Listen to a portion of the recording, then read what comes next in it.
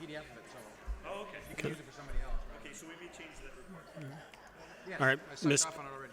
Mr. Clerk, it's 6 p.m. I'm going to call this Budget Committee meeting to order. Before I ask for approval of the agenda with the added item, I just wanted to welcome everyone for coming tonight, and I also wanted to recognize former Mayor Daw. Thank you for coming. So Council, can I get someone to move a motion to approve the agenda with the added item? Councillor Gilliland, Councillor Humphreys. Any comments or questions? Seeing none. All those in favor? Opposed? That carries. Any declarations of pecuniary interest? Seeing none. Delegations. We have one, Irene Clement, representing Aurora Community Arboretum. Irene, just remind you have 5 minutes, and when you get to a minute, you'll hear a chime. Thank you. I just want to make sure.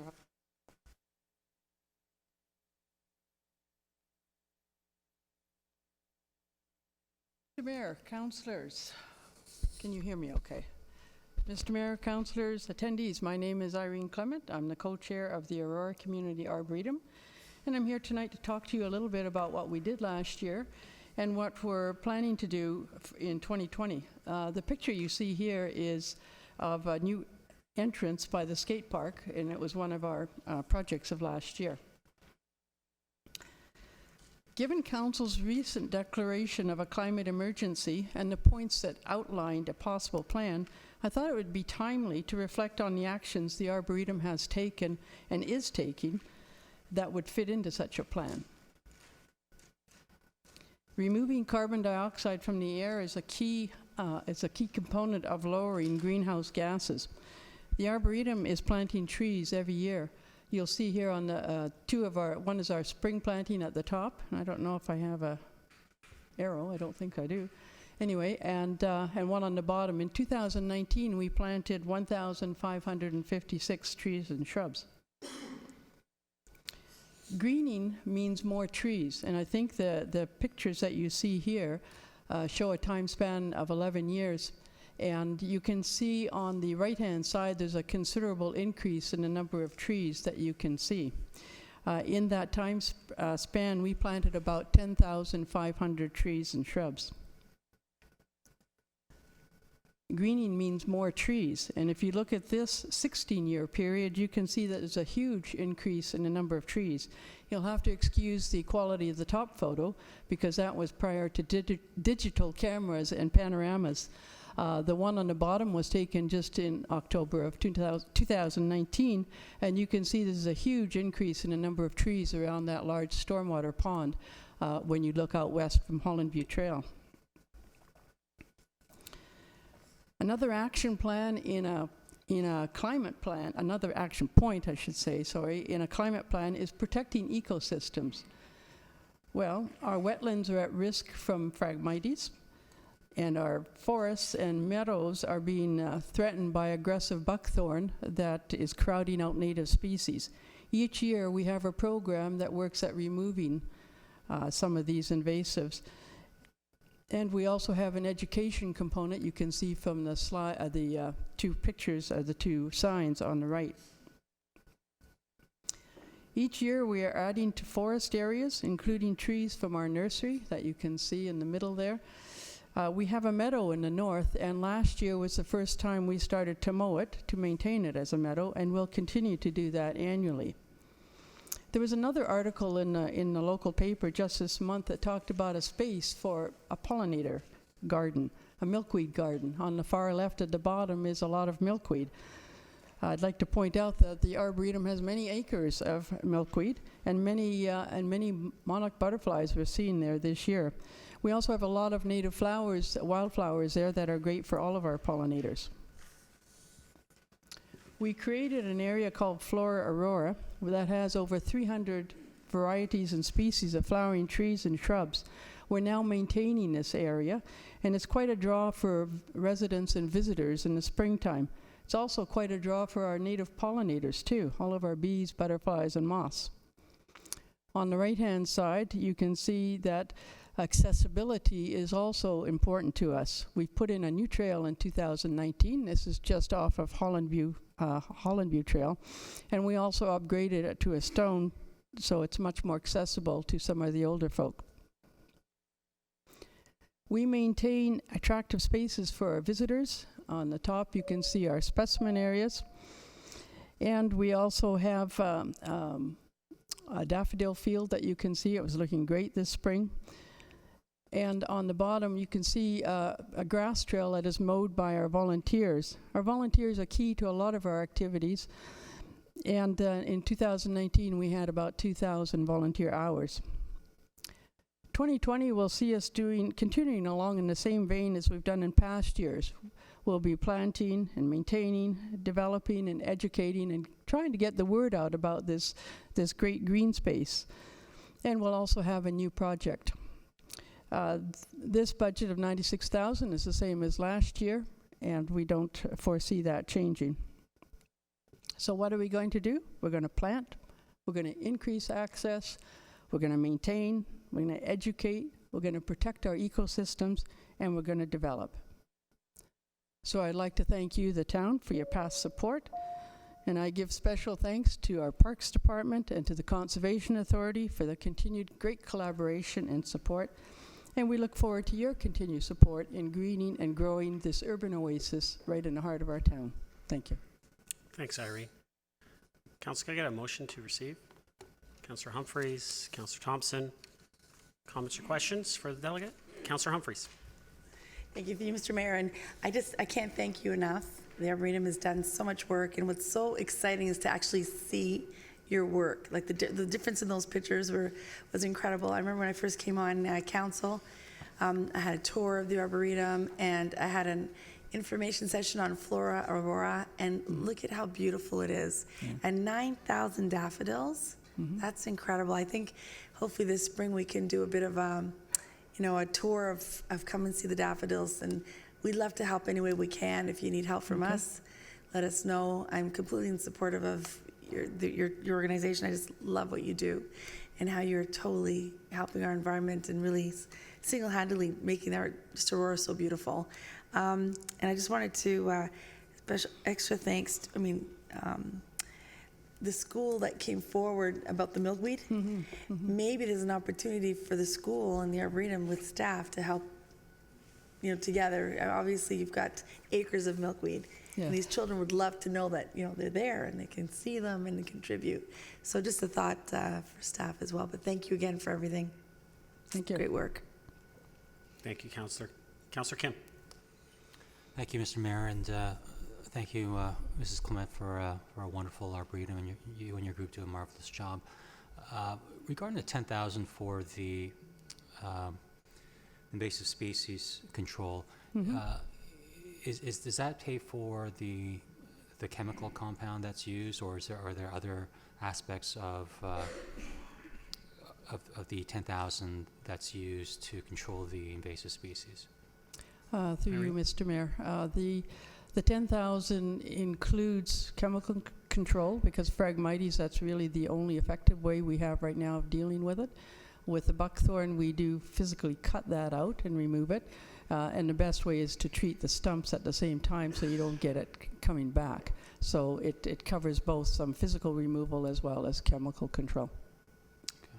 Thank you. And is the invasive species specific to one area of the Arboretum, or is it pretty well all over the place? Harry? Through you, Mr. Mayor, I wish it was only in one area. Buckthorn is throughout the area. We keep cutting it back, and so that's why we have a regular program, and it's everywhere. Phragmites as well is bad. You'll see it all around town, and we are trying to control it. We have gotten rid of a fair bit, and we're sort of trying to attack selected areas and trying to keep it out of the wetlands we do have in the Arboretum. Councillor? And finally, that $10,000 item dollar item. It's been pretty consistent the last few years. Is that a pressure point where you feel you're going to need a little bit more in the future, or is that sufficient? Irene? Through you, Mr. Mayor, It's what we can handle right now. You could certainly spend a lot more money on it, but this we feel is like steady progress, and you know, we're making headway, and it's yeah, I think it's what we can cope with right now. We only have a small group of volunteers, so to organize it and to do all of that, we're somewhat limited in our resources. Councillor? Great, thank you. Thank you. Councillor Gilliland? Thank you, through you, Mr. Mayor. Well, a lot of these questions were already asked and answered, so I don't have very much to add, but thank you so much for everything you are doing in your group. Tireless effort in revitalizing all the green space and the trees. Just a quick question with the buckthorn.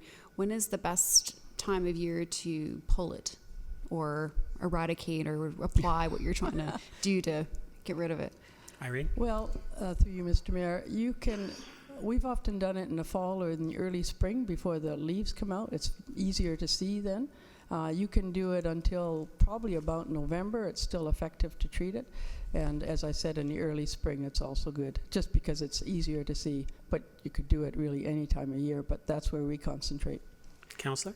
Perfect, thank you. Through you, Mr. Mayor, and just a question, because I know that Sandra had mentioned the 9,000 daffodils, and of course we all want to see it, and just for the sake of the public, what is typically that magic timeline for the public to come and see these daffodils? I know it's a range, and it could be a couple weeks, but just the general kind of timeline for people if they really want to come in and see these daffodils. Irene? Through you, Mr. Mayor, the timeline is really probably late April, last week of April through past Mother's Day.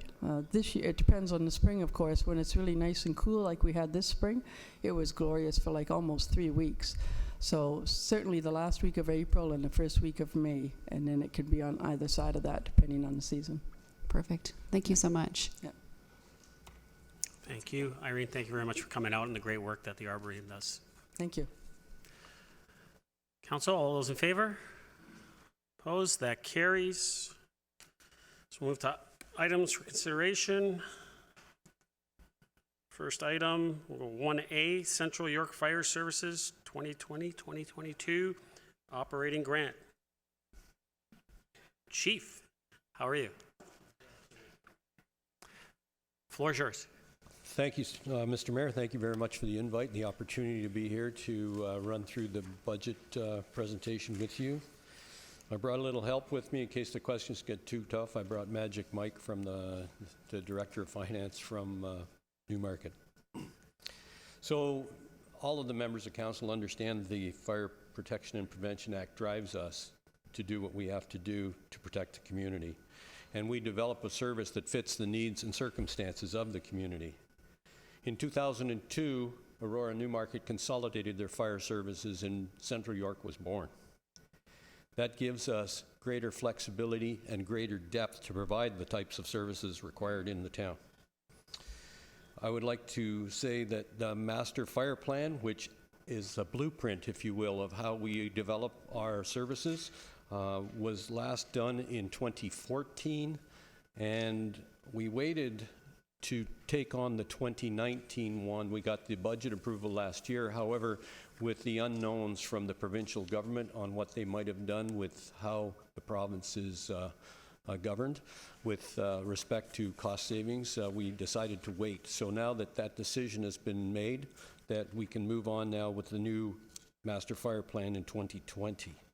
I would like to take a second to thank all the members of the JCC, both current and past, that have supported us throughout the years and help us make Central York Fire Services meet the needs of this community and Newmarket. So quickly, you can see the overview of the operating budget. 83.9% of our budget is wages and benefits. So that leaves us the balance to actually run the fire service, pay for everything the fire service needs. The wages and benefits, as you might think, would cover overtime, lieu time, seniority pay, part-time wages when we hire students in the summer or other staff, and it's all the direct payroll benefits that we contribute into. Last year, the budget was 84% for wages and benefits, and now this year it's 83.9%. The other operating component, the small part of the pie, is all the other costs. So fleet maintenance, fuel, repairs to trucks and stations and equipment, station supplies, uniforms, clothing, all of that. And we contract our dispatch services from Richmond Hill Fire Services. This is a quick overview of the 2020 wages and benefits. You can see there that we've put the wages up by 4.9%, which is included all the step increases. So when firefighters are hired, they're hired at a base rate, and each year they pass examinations and they get promoted one class higher. And as such, those step increases, when they move up, they get a 10% increase in their pay level. So the benefits have increased by 3.6%, or $185,000. But the overtime has not been increased. It's been held at the level that it is for the past several years because of the way we're managing the staff and making sure that we fit within that budget line.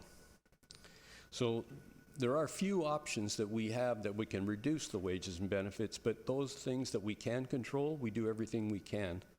So we have actually reduced the average overtime spending from over $600,000 a year to under $200,000 a year in the way that we're delegating our people. The lieu time payout is forecast to be over budget in 2019. This is firefighters that get their lieu time. So you get scheduled time and you're on a statutory holiday. If they don't take that time, they can get paid out for it. And the more firefighters we have and the shift schedules we have, this year, in 19, we anticipate that will go up. So we will keep a close eye on that to make sure we monitor it and budget accordingly from here on in. The other operating expenses, for the most part, you can see there's 33 items listed, and this chart only shows about half a dozen. Most expenses have been increased by an inflationary factor, which was set at 2%. So fleet repairs are one of our largest cost items, and it has a history of being underfunded, so we have to continually watch that. We moved towards more modern trucks, but if you have a modern car, you know if it's electronic, it's working or it's not working. So fire trucks are the same type of thing. We have some downtime, and we're working towards reducing that and making sure that our maintenance will head off the major repairs. Facility repairs, we have 5 facilities. We have 4 fire stations and a training center in the town of Newmarket. So we have both repairs and maintenance and ongoing operating costs for those. And as I mentioned earlier, our dispatch services are provided by Richmond Hill. The support costs include allocations for a new IT position. So everything we do in the fire service, whether we're talking on portable radios or using tablets or computers in the fire trucks or cell phones and iPads and things like that to track what we're doing, we are in fact getting some mileage out of having our own IT person. But rather than hire the person and put them in at our wage scale, we actually contract those services from the town of Newmarket IT department at a significantly reduced rate. We have increased ARF per the 10-year forecast. And you can see here the capital budget. We have a number of items here. Foremost on the list is the Station 4-5 funding.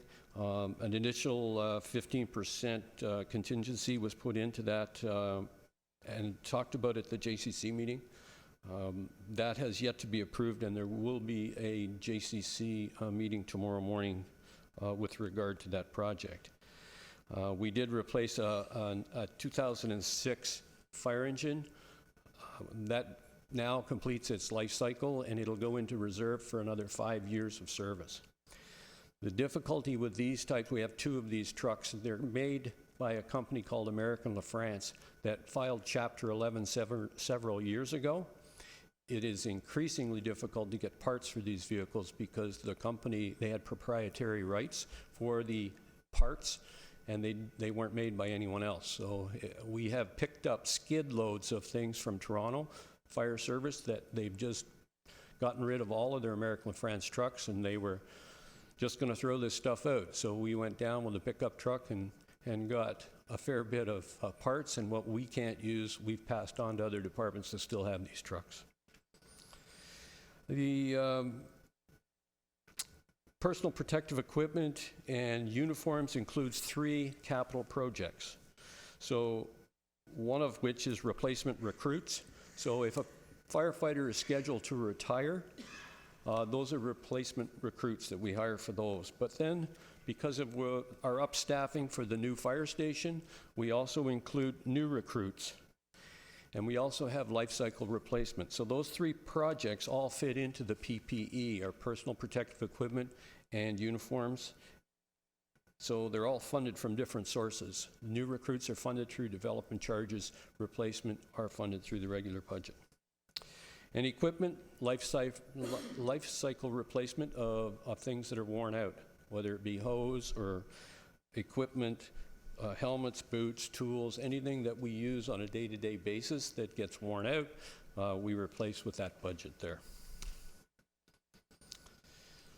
So the budget is below the 10-year forecast, and that includes staffing recommendations from the 2014 Fire Department Master Fire Plan update. Increased ARF contributions, Asset Replacement Fund, have been slowed in comparison to the 10-year plan, and we'll have a positive ARF balance in 2023. So you do know that the allocation costs from the 2 communities is based on 3 things: the number of incidents annually in each community that we respond to, the assessment of that value of the property in the community, and the population. And that's a rolling average to smooth it out so that there's not huge increases to the tax impact each year. The 3-year forecast as requested, Aurora, 3.8% increase forecast for 21, 3.4 for 22. And this assumes no allocation change between Aurora and Newmarket. So I close with the vision, mission, and values. We've got together with all of our firefighters and asked them to help us develop this vision, mission, values poster. It's hanging in all the fire stations, and if you take a second to read that, that's what we believe in and that's what we're trying to do. So thank you very much for your time. Thank you, Chief. Council, someone want to move the recommendation? Councillor Gilliland?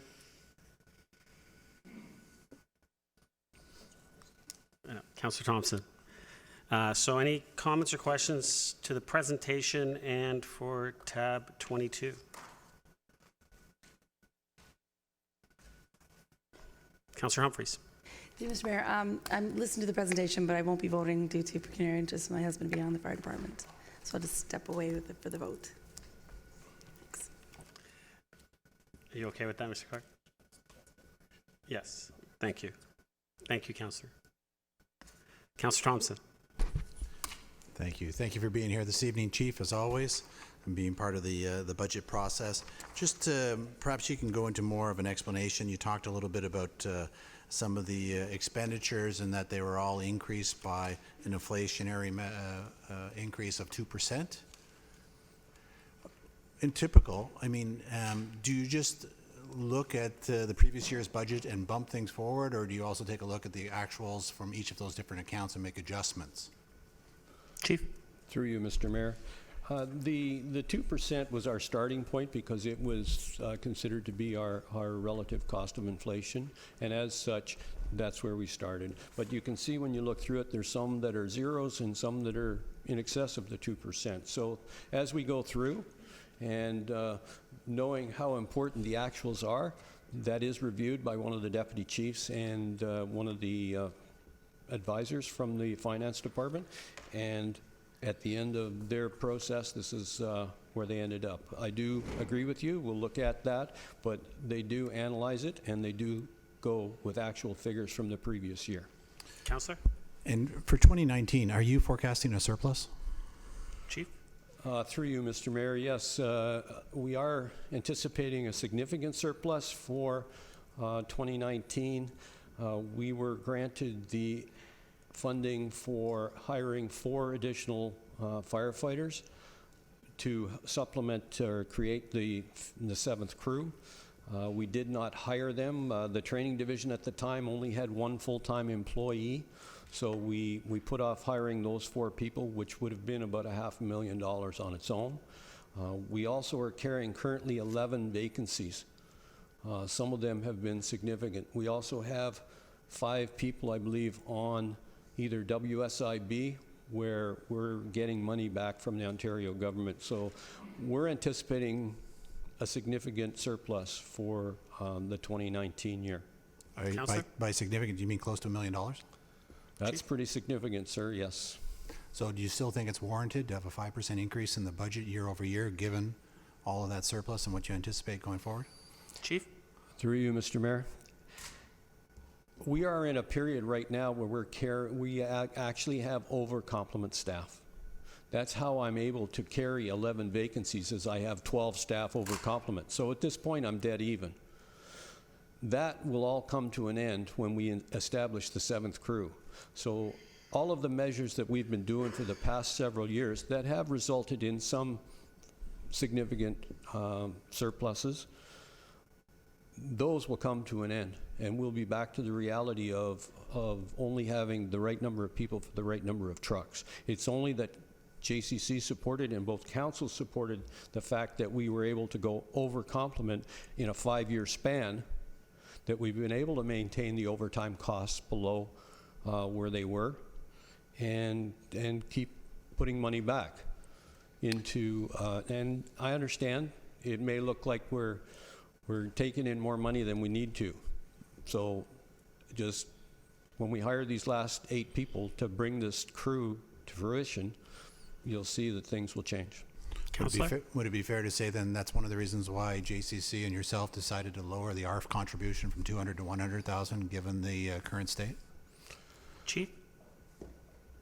Through you, Mr. Mayor, I believe that was discussed at the last JCC meeting, and I don't know if Mike can shed more detail on that, but in fact it was a suggestion brought forward, and thank you for that. So when the numbers were looked at, they believed they could make that reduction, and we made that $100,000 back into the budget.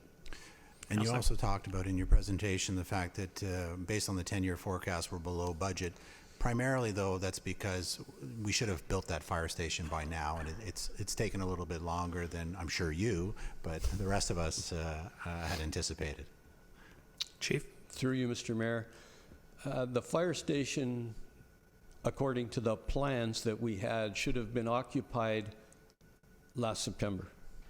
And with what we've been through to get the station to move forward, we're at this point haven't awarded the contract to anyone as of yet. There will be further discussions with JCC tomorrow. But to your point earlier, that's one of the reasons why there's some surpluses and so forth. Correct. You had anticipated having that staffed by now. Yes, sir. Thank you. That's it. Thank you, Councillor Thompson. Any other comments or questions on this one? Seeing none. All those in favor? Opposed? That carries. Thank you, Chief. Thank you, Mr. Mayor. Move to item B, Aurora Historical Society Board. John Green, President, Patricia Wallace, Board Secretary, and Jeff Daw, Board Director. Welcome. Thank you.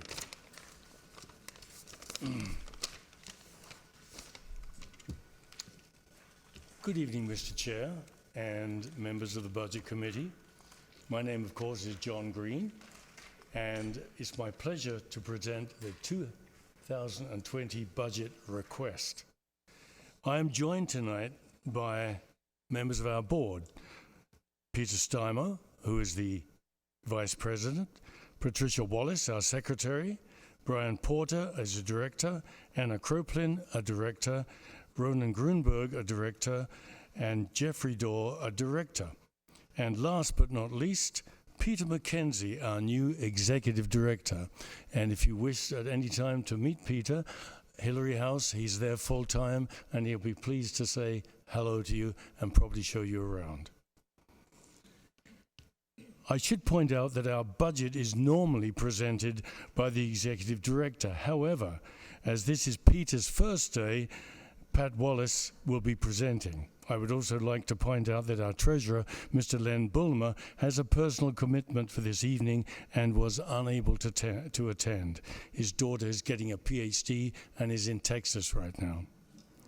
So we will do our best to answer any questions, but it may be necessary to do some research and respond later this week. But I doubt it. We will have all the expertise here. Before I start, I would like to read the following quote from the Auroran. I am delighted to celebrate one of the most significant landmarks in Aurora, the beautiful Hillary House. Tonight we reflect on the town's history and importance of historic buildings in our community.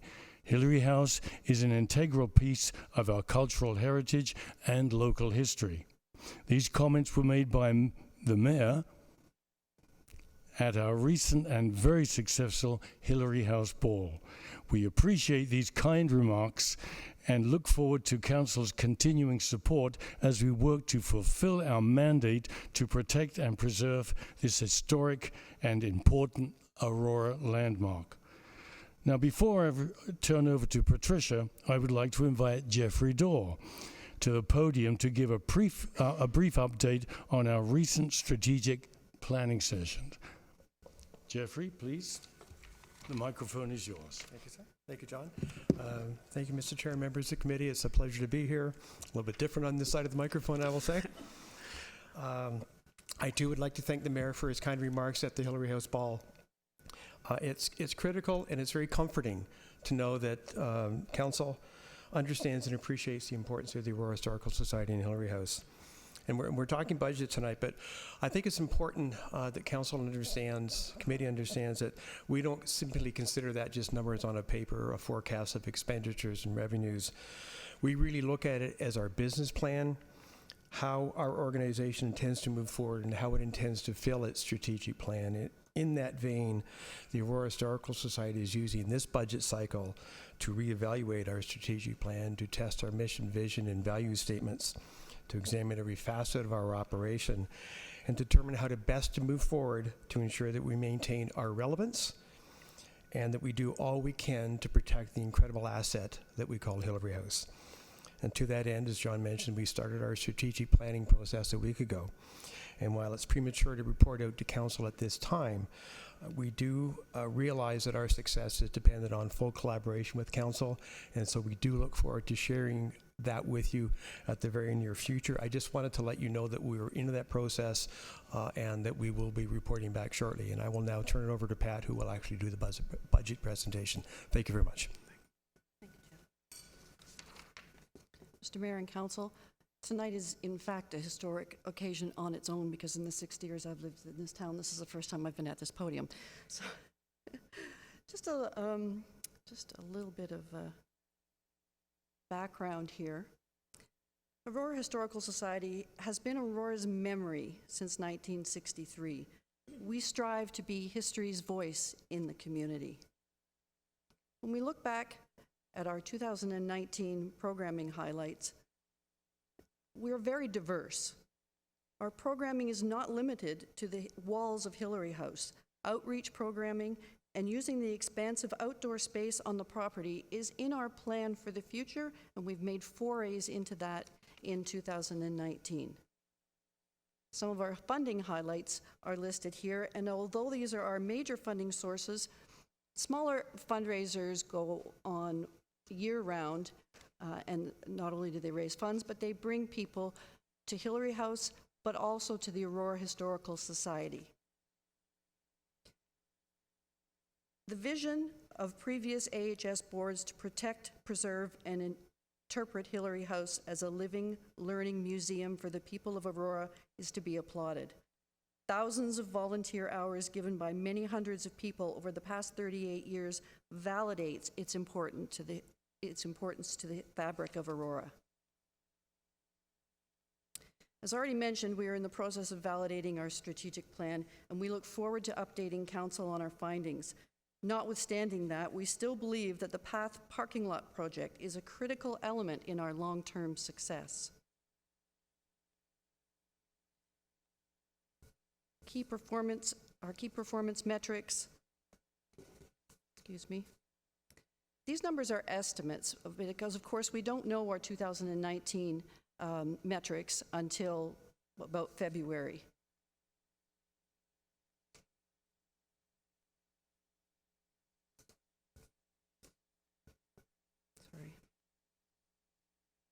So Hillary House is governed in part by the Ontario Heritage Trust and Parks Canada. We have to abide by their rules in a lot of ways, and we appreciate those partnerships. Keeps us on track. 2020 partnership goals. Partnering with community groups and organizations and businesses is a win-win. We will work to continue established partnerships and create new ones. As you can see there, there's things there that we would like to flesh out, and with Niagara College coming to town, they have already reached out to us for some partnership opportunities. So our 2020 plan, my slides got all mixed up here, I apologize. Our goals for 2020 are, of course, to meet and exceed the number of programs, visitors, and especially funding opportunities to support these goals and carry out critical restoration work for the house. The Godfrey Collection. As you know, the Godfrey Collection was destined to be housed at the Cultural Center and have a permanent home there in 2020. However, that's not going to happen due to construction, so we are actively looking for suitable, cost-effective alternatives to that. As for our key financial metrics, you'll see our basic funding request at the bottom there, which includes another year of funding for the Godfrey Collection storage, and the total funding request is $79,850. And we hope you'll come and enjoy the tulips in the spring. Thank you. You're welcome. Council, would someone like to move the recommendation? Councillor Humphreys, Councillor Thompson. Comments or questions to the presentation in tab 23? Councillor Gallo. Just in your package, we got a financial kind of breakdown. And I noticed in terms of, maybe my first question is, well, first of all, thank you. Secondly, in terms of Hillary House and repair and maintenance, I suspect there's significant dollars that are required to maintain that type of property. Are there capital projects that are being contemplated that are not part of this budget? Or I see there's some repair and replacement. There's also a line for restoration, but it's blank. And I'm hoping you can fill those blanks. Patricia? Through you, Mr. Mayor, yes. In 2017, ERA Architects provided us with an assessment and a report, and that assessment, the work that was required for critical restoration work, which meaning to the infrastructure, things that you don't see when you walk through the door, for $190,000.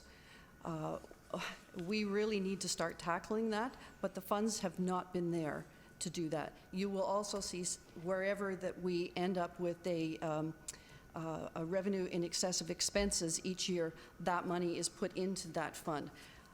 We have been advised that much of that $190,000 worth of work needs to be tackled en masse, meaning that you'll spend more money if you do it piecemeal than you will if you do it all at once, or at least in, I believe it's 3 chunks.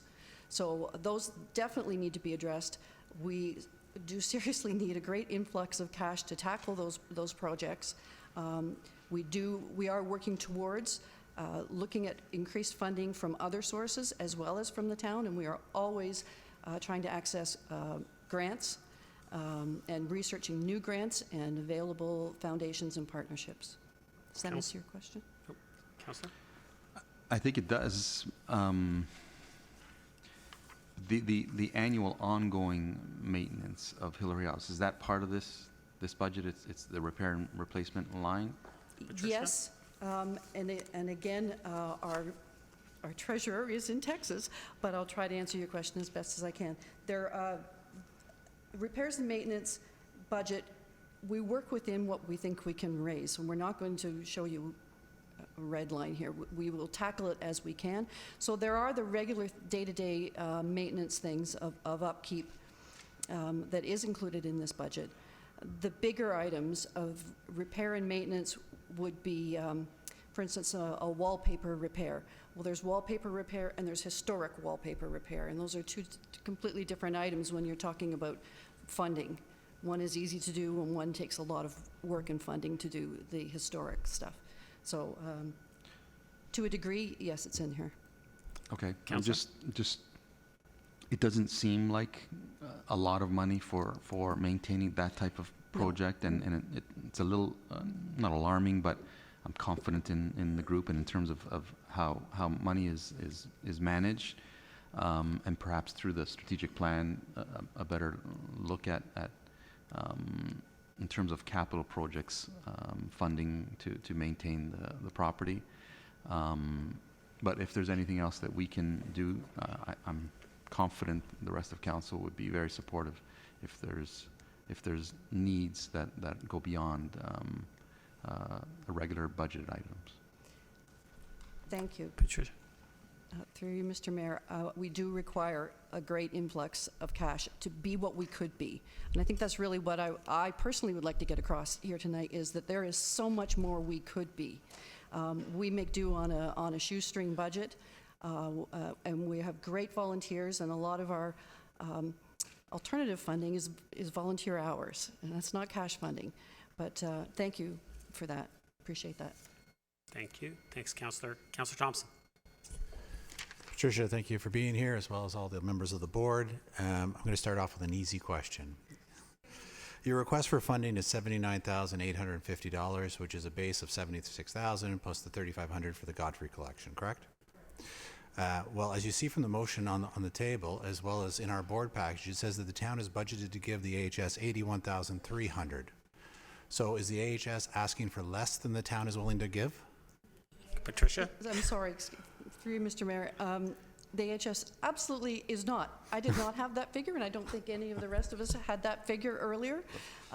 We were going on the basis of what we were advised to ask for in a percentage increase. So, which is fine. So in our budget package, so you know, it says $77,800 is your base, and then another $3,500 for the Godfrey collection for $81,300. And I guess, if I may, just to confirm with Mrs. Wainwright Van Kessel that is indeed the number that's in our baseline budget. Ms. Wainwright Van Kessel? Through you, Mr. Mayor, the numbers that are up on the screen are the amounts that are in our baseline budget. Perfect. Thank you. All right, so that's the good news. My other question really is about your reserves. So while I appreciate having the operating budgets in front of us and stuff, where do the reserves stand for the AHS? Because the reason I ask the question is that when I look at the bottom line year over year, this year, you know, you're sort of forecasting a $9,000 surplus, and then it starts to dwindle to $4,000, $2,000, and then in 2022, you're actually projecting a deficit. So I'm a little concerned about the trending line of the organization and where you stand with regards to your reserves and being able to continue to have I guess, a little bit of a cushion. Patricia? thank you. Through you, Mr. Mayor. I'm afraid I don't think I can answer that question with any accuracy. I would like to defer to our treasurer and get back to you on what our reserves are actually like. Sure, that's fine. Thank you. Thank you. And is your treasurer here? No. Oh, That's, sorry. he's in Texas. He's Oh, the that's one right. in Texas. That's right. He's the one in Texas. That's fine. That's all my questions. Thank you. Thank you. Thank you. Councillor Humphreys? Thank you. Through you, Mr. Mayor, some of my questions were answered. I just wanted then at this point say thank you very much for your all of HS, the hard work that you put together to keep that beautiful gem looking so gorgeous. During the parade we were going through by, I thought it was the most spectacular looking building. all of us were just so proud of it. So thank you for never giving up and just keep going. It's not easy. To Councillor Gallo's point, you know, it's hard to maintain this historical building and to continue to do it through all these volunteers and just make it happen. Thank you so much. And I just keep going, and I apologize for not being at the black and white ball. I had a wedding that day, but I'm clear for next year. Anyway, thank you again very much, and welcome to your new curator that will be starting. So take care. Thank you. Thank you, Councillor Humphreys. Councillor Gilliland. Thank you, through you, Mr. Mayor. Thank you so much for coming today and giving this presentation and breaking everything down. It's absolutely great. And I can attest with Councillor Humphreys, we were oohing and on over the Hillary House and the lighting through the parade. It was absolutely beautiful, so very good job. I just had a question. You had some 2020 goals, and one of them here was improve communications with our members and public at large. And I was wondering if you could just expand a little bit about what it is that you're going to do. Patricia.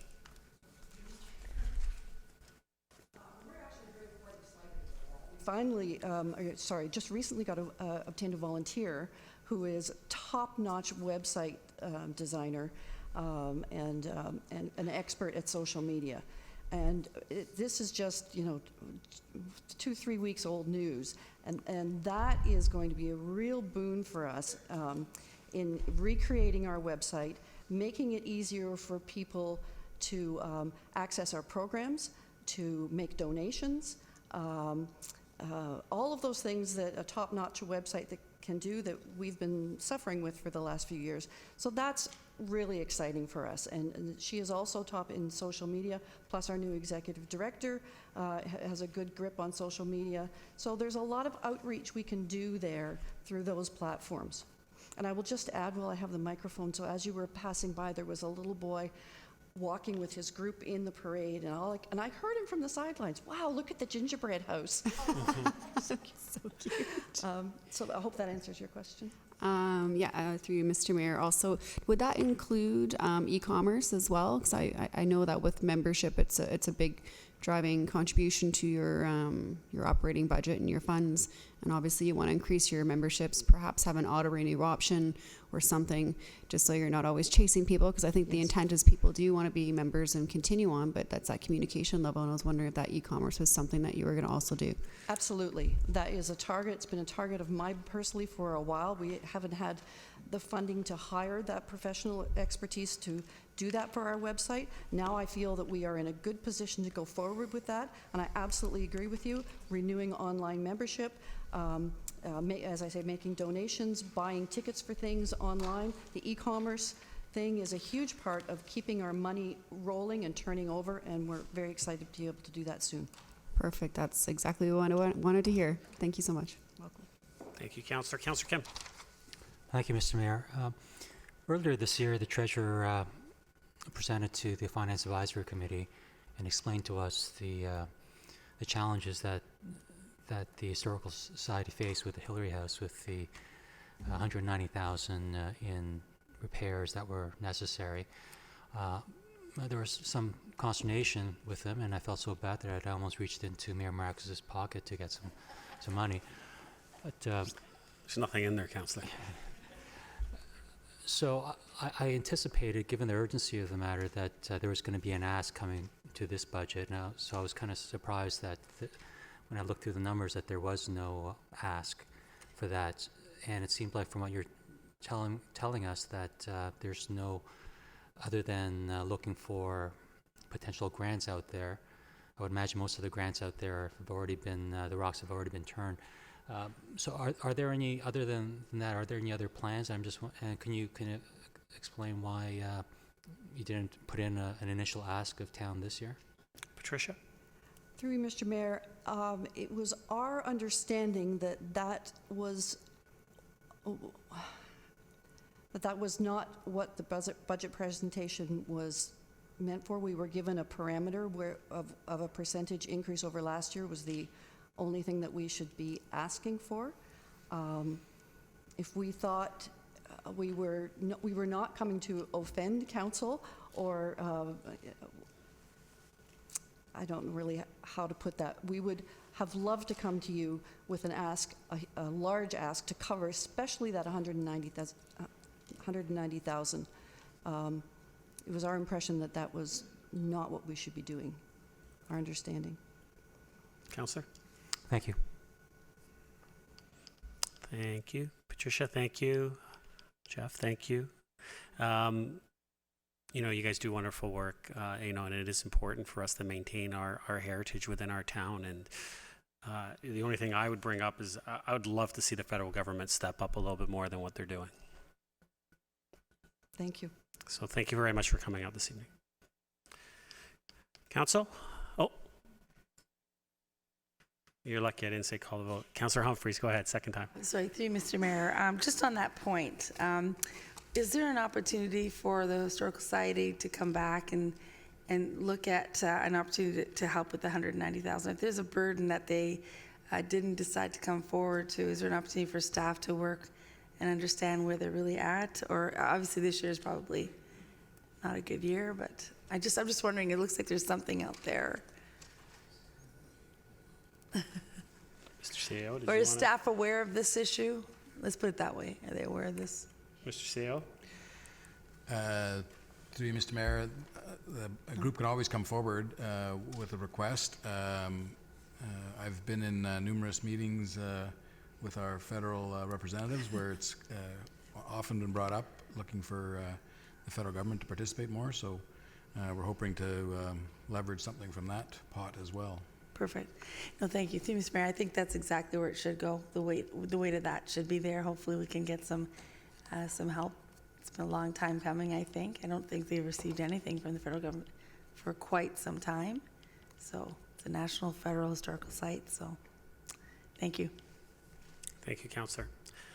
Call the vote. All those in favor? Opposed? That carries. We'll move to C, Aurora Cultural Center Board.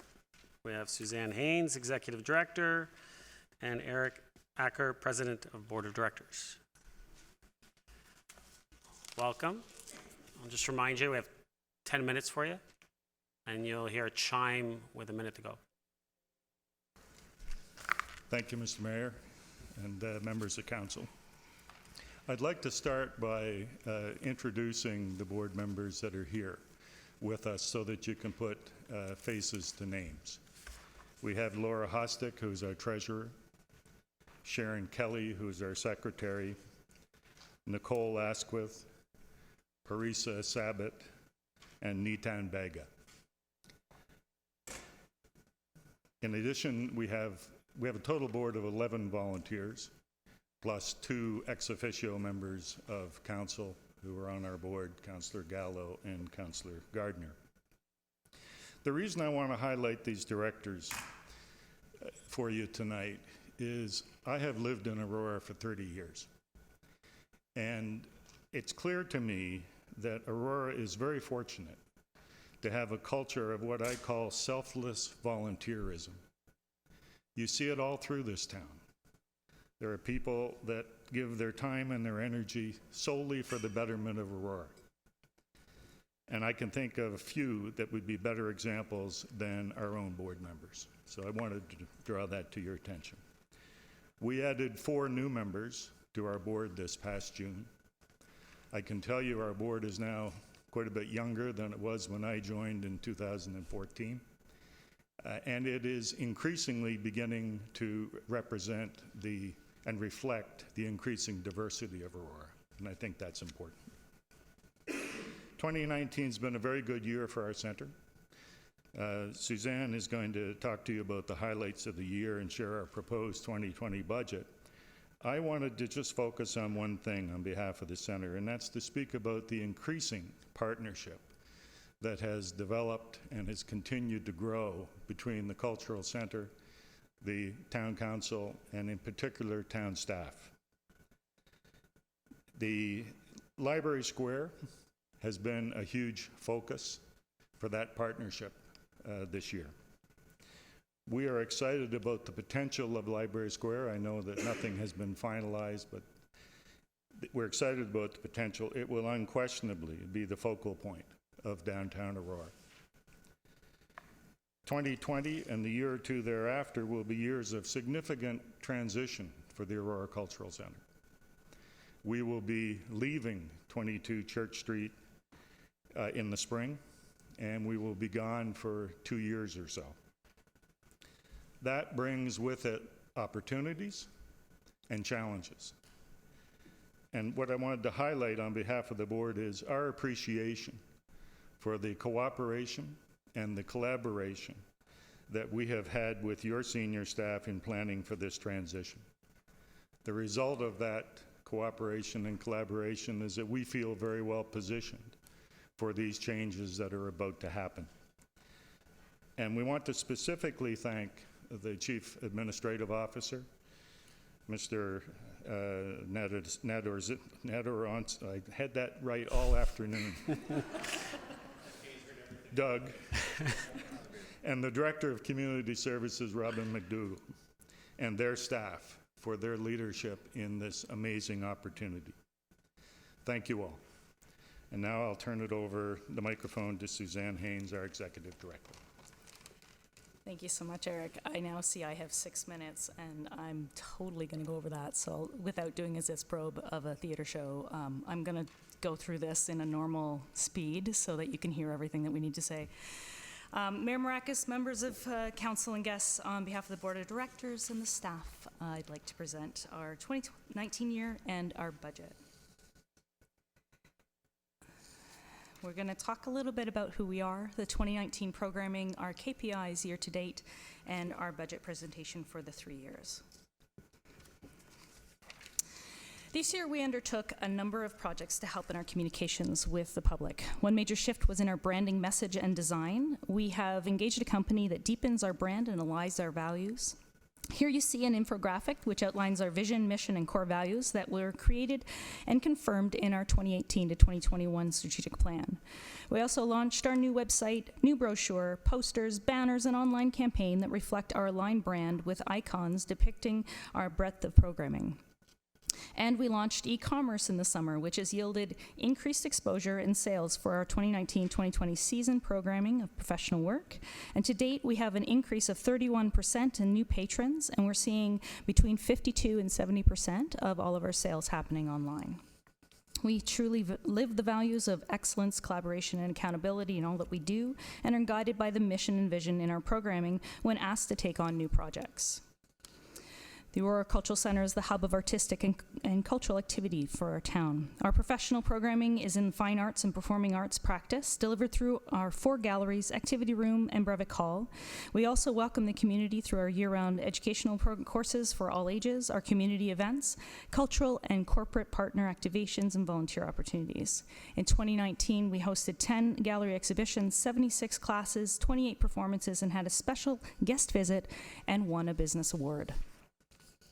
Our signature series continues through till December the 5th with established artists from a diversity of catalog, backgrounds, experiences, and instrumentation.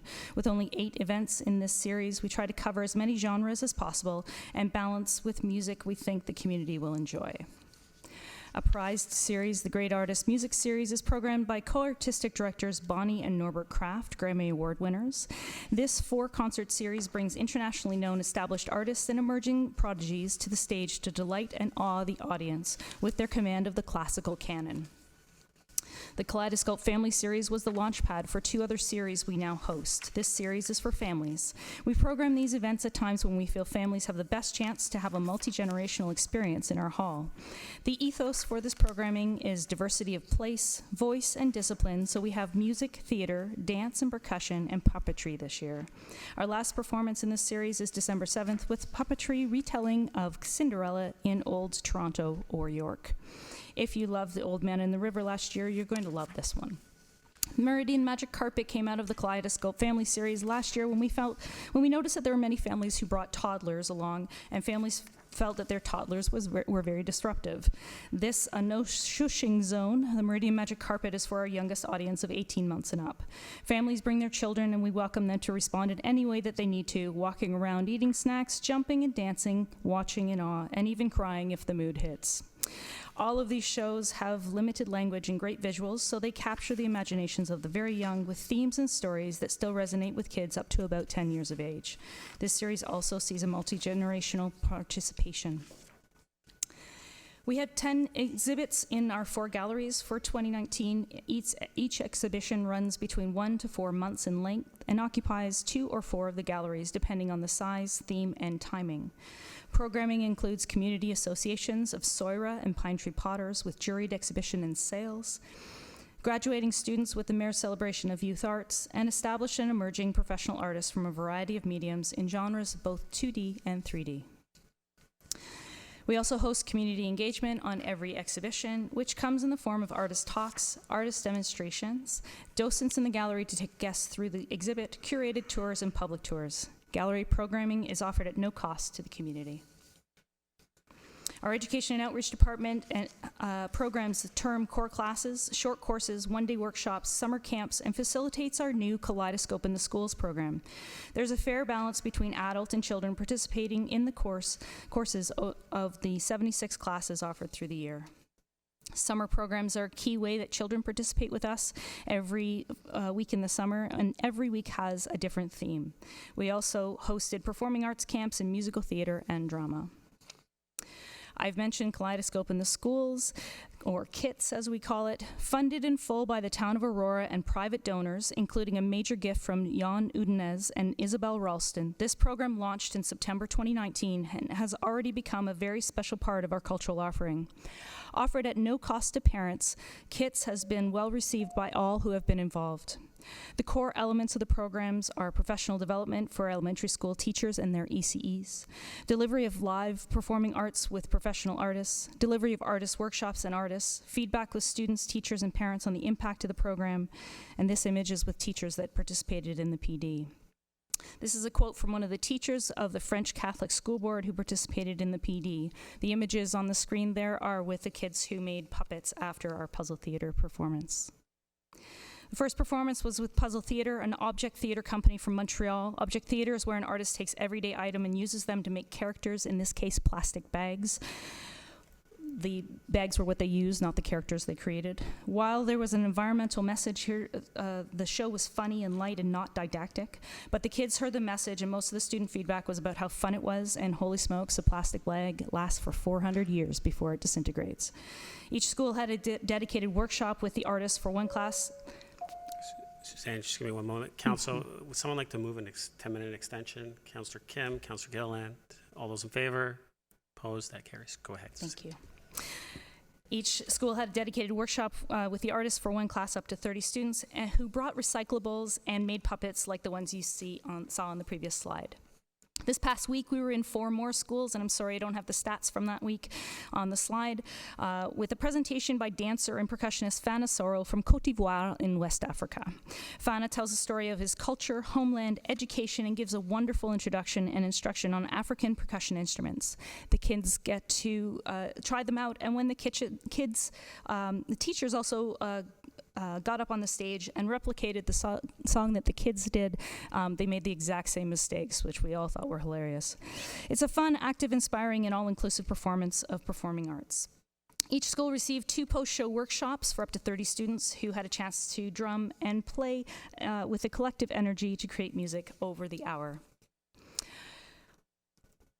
Part of our community offering, we produce 4 events every year that are offered at no cost to the residents.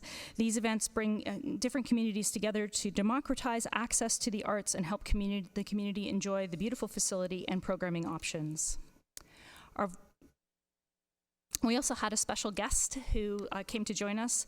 Lieutenant Governor Elizabeth Dodswell came to the center, hosted by Mayor Tom Marakis, along with Stephanie Nicolo from our staff, who's pictured here, and all the other town staff. She remarked that she always looks for galleries and bookstores as the lifeblood of her cultural experience in a community. We were pleased to be part of the important visit to our community. Our volunteer program is very important to us, and we could not operate our not-for-profit charity without people willing to give of their time, as Eric spoke. You can see that we have just over 1,500 hours donated to the center up to September. We normally see approximately 2,000 hours per year. Volunteers perform a number of specific tasks with care and enthusiasm that help the community experience flow smoothly and safely. Finally, the final numbers will be in our annual report. Now we're moving into the KPIs that are part of our provision of cultural services agreement with the town. Final numbers again will be in our annual report. As you can see, events run by the Aurora Cultural Centre are the largest portion of our audience base at 47%. Programming revenues continue to show strong over the last 3 years comparative and the current year to date. Rental numbers are down due to market conditions changing. The bulk of our scheduled programming time is in educational art classes and programs. However, I do want to note that the gallery programs run for months at a time, and we don't post that in terms of number of days. It would drastically skew the numbers in terms of the active programming in the center. So we note each instance of gallery exhibition and gallery educational programming as one instance. We also note on this slide the direct revenues that show the impact of the activations. We continue to monitor those expenses which contribute to programs and which are solely administrative in nature. This percentage exceeds the previous CRA recommendation of no more than 20% allocation of budget to overhead or admin costs in a not-for-profit or operation. This slide shows the KPIs related to the town's investment from our inaugural year to today. It shows a decrease in dependency on town funding as we've improved program revenues and fundraising. Our financial summary for the 2019 is a projection to year end. We had an unknown maternity leave that assisted in staff salaries and some unexpected costs and professional fees related to changeover of bookkeeping services. Program revenues are down due to market shifts in the rental program. The planned deficit of $30,400 has increased due to those pressures mentioned and would be covered from the contingency reserve that the not-for-profit carries.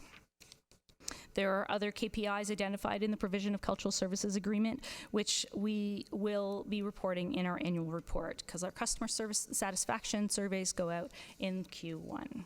We also do customer satisfaction after every program. And our special award, surprise for us, that just happened a couple of weeks ago. We were nominated and pleased to be nominated in the top 3 for the Aurora Chamber of Commerce Business Excellence Award for Nonprofit of the Year. It was assessed by a panel who considered criteria related to how we operate as a business. Impact on the community was considered, but it was more important to have a solid structure, effective governance, transparency, and outcomes that meet the needs of the organization and the community. We were thrilled to be nominated and honored to win.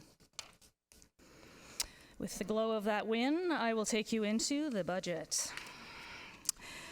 Budget objectives are to maintain programming currently in place and continue to implement the 2018 to 2021 strategic plan.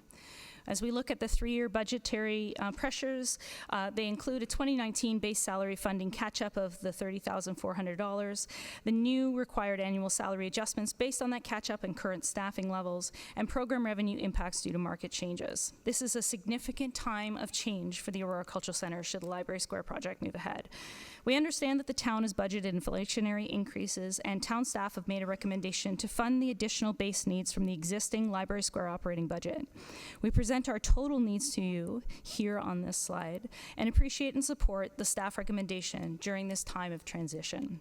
This budget does not include any costs relating to us being out of the venue of 22 Church Street. Thank you for your time and consideration this evening. We acknowledge that we could not program for the community without your sustaining support, and thank you for the ongoing funding that allows us to bring compelling, inspiring, and significant artistic and cultural experiences to Aurora. Thank you. Thank you, Suzanne. Thank you, Eric. Council, someone like to move the recommendation? Councillor Gallo? Councillor Kim?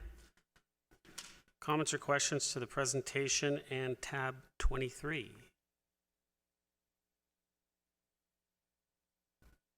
Councillor Kim. Thank you, Mr. Mayor. Thank you, Suzanne, for coming out today. You mentioned that there were some market changes in the facility rental area. Can you just extrapolate on that, please? Suzanne? Yep, we have seen a shift in how many rental clients we had in 2019, and that had to do with other venues being more available and at a lower cost. Councillor? Thank you. And just one comment in that I think the numbers, the KPIs you've shown in the presentation was great. I think it'd be great if we could see highlighted more of the trends, things, in terms of programming. I see, several hundred adults participating and several hundred children. It'd be nice to kind of see how that compared with last year and the year before that. And so I think in the future, if you could perhaps give us, 3 or 4 years worth, that'd be great, just to make sure, how you guys did compared to the previous year. Great. Suzanne? Absolutely. We are trending specifically in the education program, which you're noting. It's about between 750 and 800 every year, but we can certainly do that. Thank you. Councillor? Thank you. Councillor Thompson? Thank you, Suzanne, for being here, and obviously for the rest of the board as well. If I can just ask you just to roll back the presentation to slide 23. I just had a question with regards to the program and admin expense pie chart that you showed. So if I understand your explanation, that this is a sort of a breakdown of what expenditures are being lumped into the administrative or program expenses. So if your overall budget was $933,000, you're saying that $820,000 of those expenses went to delivering programs, but yet only $113,000 was used to actually run the center. Absolutely. There's staff costs, of course, in there that are about program delivery. So we allocate the staff costs based on what the roles are. And our audit actually requires that we outline the percentage of each position that it needs to be allocated to which administrative or program costs. So we have all that documentation that goes through our audit to ensure that we are allocating that properly on our final audited statements. But the true cost then of delivering all the programs that you do throughout the year is $820,000, or that 88%. That's Is that correct? Yeah. Perfect. Thanks for the explanation. The next one, really, if we can just roll forward to slide 30. 30 is, yes. That's your operating budget going forward. Perfect. So I guess just in general, last year the town gave you, the ACC, a grant of $415,000. And then over the next 3 years, we're going to see an increase to get to $523,111 by 2022. So in 3 years, that's a 26% increase in your operating budget. What's driving such a significant increase? Suzanne? Through the mayor, there was certainly a 2019 base that we requested last year, which was not part of the budget, and that is in the 2020 number, in the 482. There's also costs related to, sorry, I just want to refer to my notes here.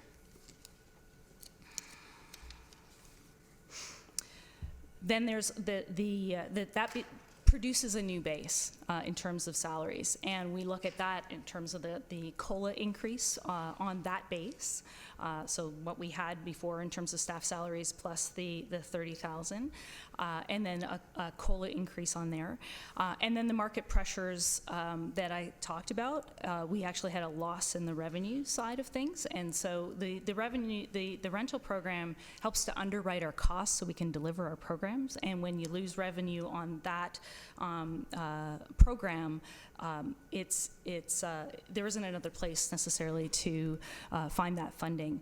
The grant that we get from the town does not, as you can see here, doesn't fully cover our staff salaries. So we have a lot of pressure around the salary piece, and we include that COLA increase in the increase to 2020. Councillor? Thank you. Because when I look at program revenue, you show an increase year over year from 2020 to 2022. Mm-hmm. But yet, I mean, obviously, your expenditures go up substantially, and you're looking for $8,000 more from the town. So it's really not so much loss of program revenue, it looks like, based on the slides in front of me, but really just it's all salary costs. That in the next 3 years, you expect over $100,000 in increases in salary. Through the mayor, there's certainly in 2020 is when we have the big hit, and then you see year over year there's a much smaller increase because last year we came forward with a significant request. I remember the 30,000. Yes. Absolutely, which was and the board has agreed to cover that cost. Coming into 2020, without that base covered and the continued salary impacts, we can't move forward. So that does impact us to 2022. But you can see that between the 415 and the 482, that's where the significant jump is, and it's based on those market pressures. We also know that there's going to be a whole bunch of other change that is coming, and there's going to be we won't even have a venue to rent. So when we look at 2020, this is what we have presented as our normal practice. If we were to stay in the venue and it was to continue as business as usual, and we recognize that there's going to be a significant change, we're going to have another look at all of these numbers when we know whether that we're going to be moving out of the building. So 2020 is Sure. you know an estimate of what we think would happen if we were still there. Councillor. Thank you. And just following up on the Kaleidoscope program, we see that for 2020 you have an allocation of $50,000 for the Town of Aurora pilot grant, but nothing going forward. So what is the plan to fund Kaleidoscope in 2021, 2022? Through the mayor, we want to continue to produce the Kaleidoscope program, and we have put those dollars into the fundraising line. At this point, because the pilot has not been completed and the council had approved a pilot grant for 2 years, we felt it really important to not be asking for something without giving you results. So we do intend to come back to the town and talk about the Kaleidoscope program for future years as a variance in 2021 and 2022. And I really felt like it wasn't fair for you to have to consider that without seeing any results of the program. Councillor? So right now, the way the budget's presented, Kaleidoscope will not run in 2021, 2022. You would have to revise this budget based upon the feedback from the pilot program. What we have done is we've put the $50,000 contribution from the Town of Aurora into our fundraising line, which is why you see a significant jump there. Yep. And the hope is that we can continue to fundraise in a significant way for the program and come back to the town and talk about what we've been able to achieve in 2021. And I don't know what that variance will be. So we wanted to make sure that that program continued and that we had an opportunity to do that through our programming revenues and our programming expenses, knowing that there is a hope to be able to come back to council and talk about the success of the program and how we move forward with it. But you do foresee an ask from the town to continue it. I would, yes. Thank you. Councillor Humphreys. Thank you, through you, Mr. Mayor, and thank you so much, Suzanne, and the board members for being here this evening. And I just want to say just a couple of things. Just how proud I am that you guys won the non-for-profit award. Like, that's pretty significant. There's some great organizations up for the award, and you guys won, so I'm very, very proud of you guys there. And I just, you know, for me, the Kaleidoscope program was really exciting last year when we spoke about it, and I was so happy that this council was able to support it. And I've been lucky enough to have a grandson who's been part of that pilot project at Our Lady of Grace, and he was even, I didn't realize this, but they even won a lottery to be part of the workshop. So his class got to be part of the workshop, and he's learning drums, and it's an incredible experience. So to have it be part of a curriculum and really have that kind of impact in our community is incredibly significant. And I can't wait to come back and tell us about the results, because I believe we're going to be, just from what I understand, like the first of its kind impacting curriculum this way, and just at the right time that our town and we just need this type of forward outreaching thinking and impacting. So just thank you. I know you were very passionate about it last year, and it happened, and I do believe that I'm looking forward to hearing about those results soon. And I'm thankful that you guys are working real hard to try to fundraise for the rest of it. Like you said, come back with results that we can see, and I'm sure they'll be positive.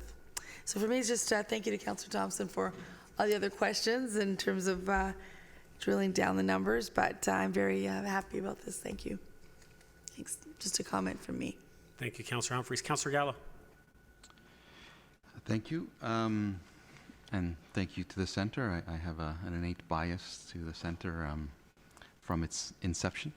But I did want to go through just to highlight what Councillor Thompson was referring to in terms of the 2019 projection to year end is the 415 plus the 40,000 in terms of kind of right sizing the organization.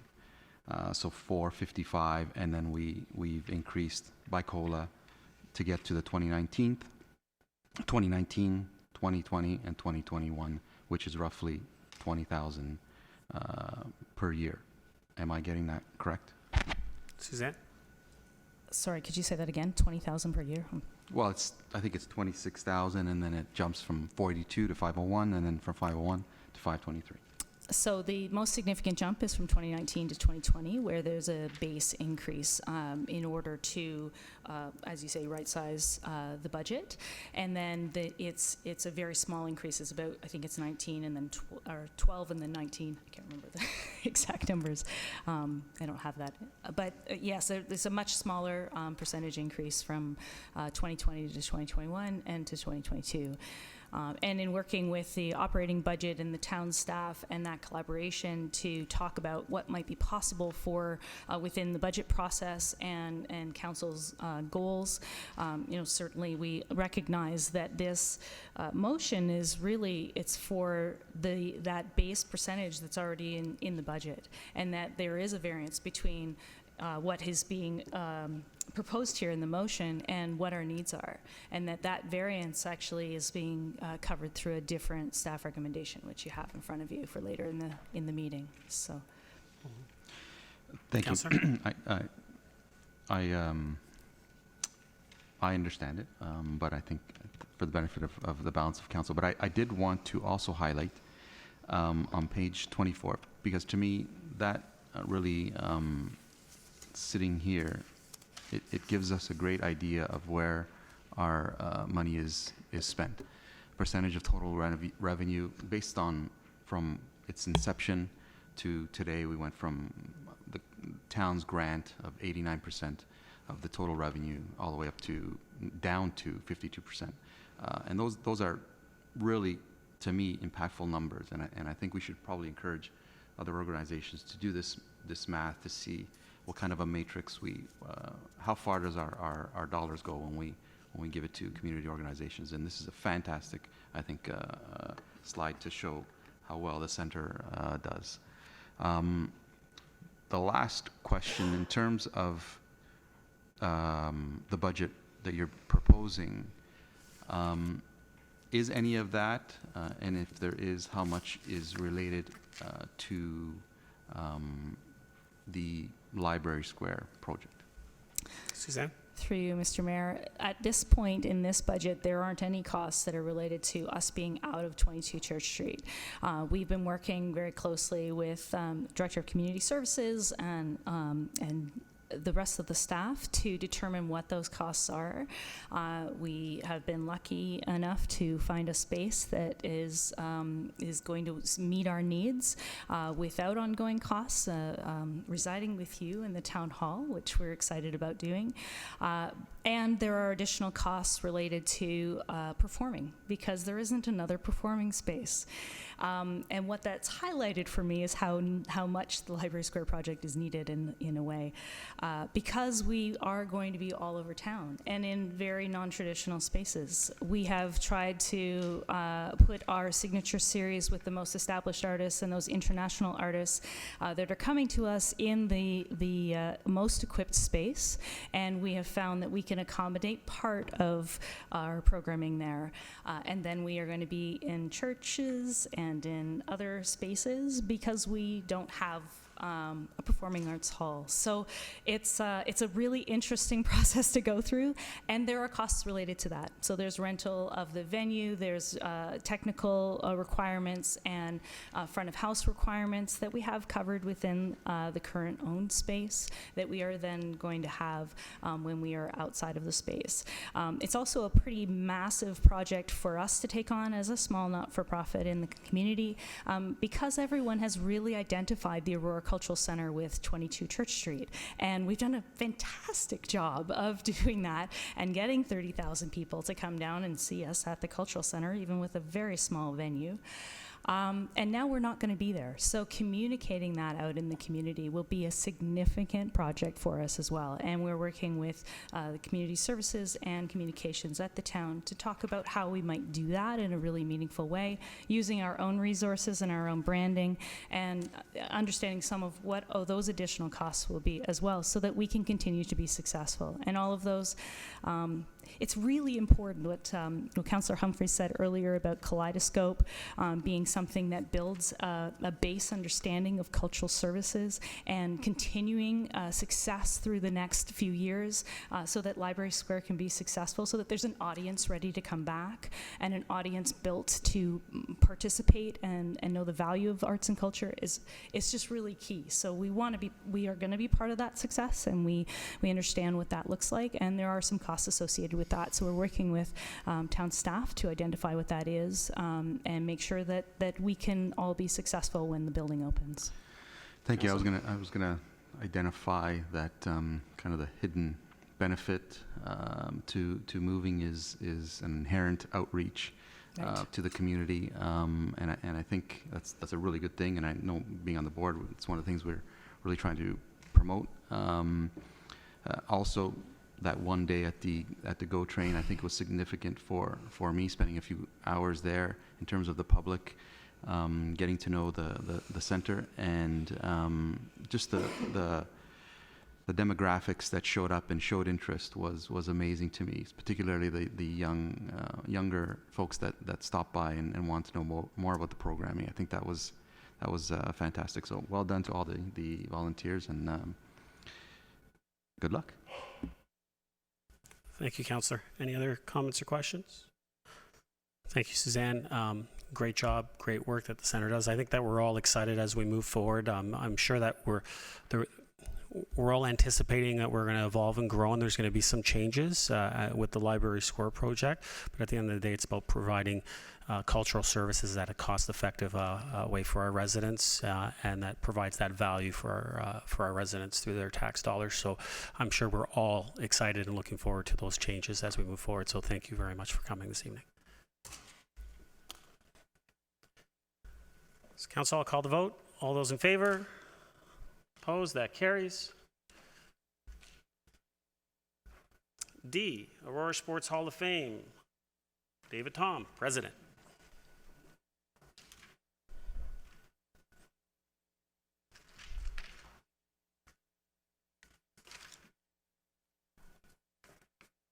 Welcome, David. Mr. Mayor, members of council, great to be here. Thank you for the opportunity. I see I have 9 minutes. That's great. I want to also introduce, we have Javed Khan here from our board, vice chair, and also chair of our marketing communications committee. And I also have with me, for any difficult budget questions, I have Don Ball behind me here, who's our treasurer. And so our thought tonight was that we would, in already having submitted our 3-year budget forecast to you in advance, that we would talk to you a little bit about what we're doing at the Hall of Fame and what we're hoping to be doing at the Hall of Fame as we go forward, and then open it up for questions on any of those items or any of the budget details. I also want to take this opportunity to say thank you to the town of Aurora, to council and Mayor Maracas for the tremendous support that we enjoy from the town. We're thrilled to be a cultural partner, or considered to be a cultural partner of the town, which is great. We share space at the SARC, as you know. Our Hall of Fame is physically located at the SARC. We love the space. We're in the right spot. We're in a sports complex, and it's a terrific place to be. We're, of course, a benefactor of your financial support for a part of our budget, which we can discuss later. And we have tremendous curatorial services from the town with, I have to mention Shauna White and Michelle Johnson, who have done a fantastic job at handling the artifacts of our honored members in a very creative and professional way. The Hall of Fame is, if I can click my way into this. Okay, how am I doing this?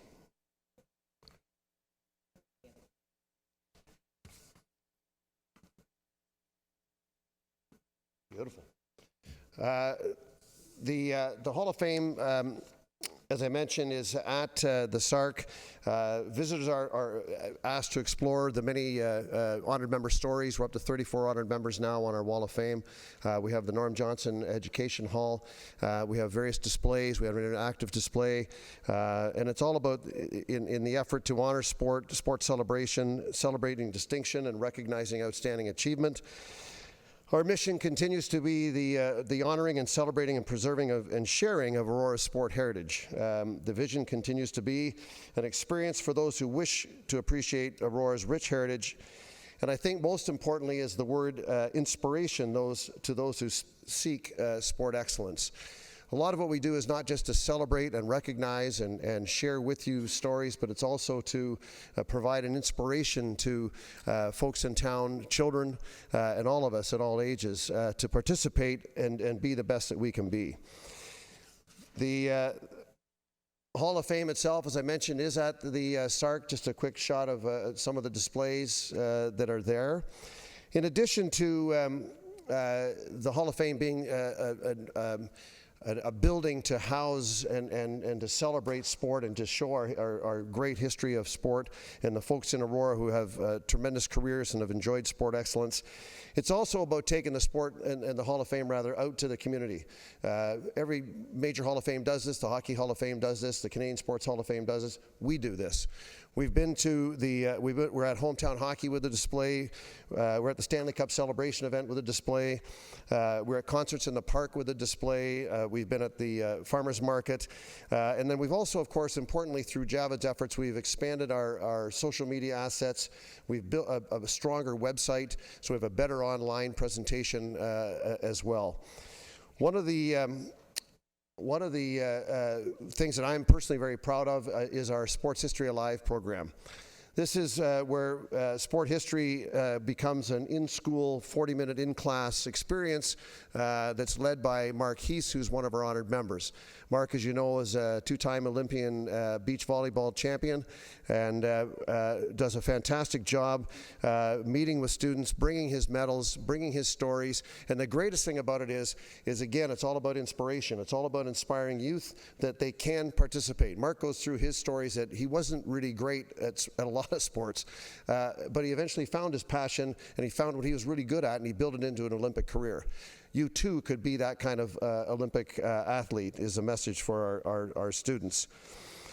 In 2018-2019, we presented in 6 Aurora schools, inspiring over 660 Aurora elementary students between the grades 4 and 6. Presented by Mark and also Melissa Bromley, who is a member of the Toronto Maple Leaf staff and also had a great collegiate hockey career. We also piloted a new Sport History Alive program with Mark, taking artifacts into schools to grades 7 and 8. So Mark's medals, as well as different artifacts that he had collected over his time, also lanyards from all over the world that became a connection to his personal experiences. We think this is a great program that we're going to expand on in the coming season. In 2020, we're excited that our newest honored member, Ryan Gardner, is going to join with Mark in a hockey-focused presentation to more Aurora elementary schools, same age group. So this, again, as we've been at this for a few years, this is in an effort to freshen up the content, if you will, because Mark's done a great job, but now we have more honored members. We've got more stories. We've got more inspiration that we can bring to kids in our school system here in Aurora. So Ryan and Mark will theme up on a hockey program. We're also going to present a Sport History Alive basketball-inspired presentation with Bob Bain, Cal Bouchard, and last year's future Hall of Famer, Andrew Nemhard. We'll present again here, to a total of 6 Aurora elementary schools. All of these are tied to curriculum and include support materials for teachers and engaging activities to make the sport history come alive. In addition, we have a collaborative effort with the Aurora Museum and Archives and Sport Aurora, where we bring stories of sport alive into the community, either around famous athletes like Jim Elder or John Wood, a kayaking Olympian from St. Andrews College, or a famous story, the first arena in town, what happened to that? The Aurora Tigers winning the 2004 RBC Cup, which is a tremendous achievement as well. Of course, the Hall of Fame, one of our centerpieces of the Hall of Fame, of course, is our annual induction dinner. Just held recently, November 7th at St. Andrews College. We had a fantastic event, a sellout of 260 tickets. We jammed the place. A great event. 5 inductees. The first time we've ever had a father-son duo with Dave and Ryan Gardner. Which was fantastic. We had a great time with that. Jim Clark was another inductee, a contributor builder category for the sport of golf, 11-time chairman of the RBC Canadian Open and last year's CP Open chairman here in town.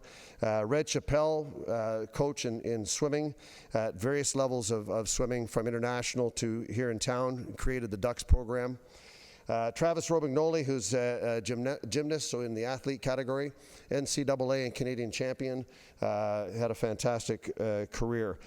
The great thing about the event is of course, it does generate funds for us, but it's a tremendous celebration of these sports stories and their experiences that we share with people. It's motivating, it's inspirational, it's a fun night, and it's just an all-around great event. It's chaired by our volunteer committee. We're a volunteer-driven organization.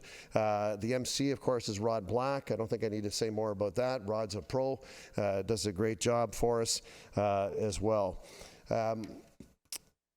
Catch up on the slides. There we go. There's a few pics there of the inductees together, and a couple other pictures sprinkled in of previous years and previous inductees as well. Of course, we're so thankful to have the contribution from the town of Aurora to help us build and continue to expand on our programming and on the Hall of Fame itself. Can we do more interactive work? How can we continue to improve ourselves? But of course, like a lot of the other organizations that have been here tonight, it's important for us to be active in fundraising. In fundraising, as you can see, a number of sponsorship options that we have in the dinner, which is our big event of the year. And we also have a strategy going forward in terms of other sponsorship options that we can build on.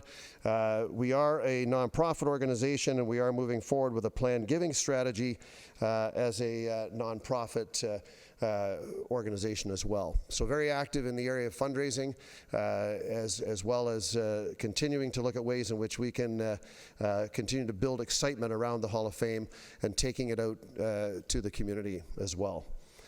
With that, I'd like to say again, thank you very much. Surprised that I'm in under the 5-minute mark. Surprised myself, actually, with 12 seconds ago. At any rate, we're here for questions. We'd love to answer any questions that you might have. Thank you again. Thanks very much. Thank you, Mr. Tom. Council, someone like to move the recommendation? Councillor Kim, Councillor Gilliland. Comments or questions to the presentation and to tab 23?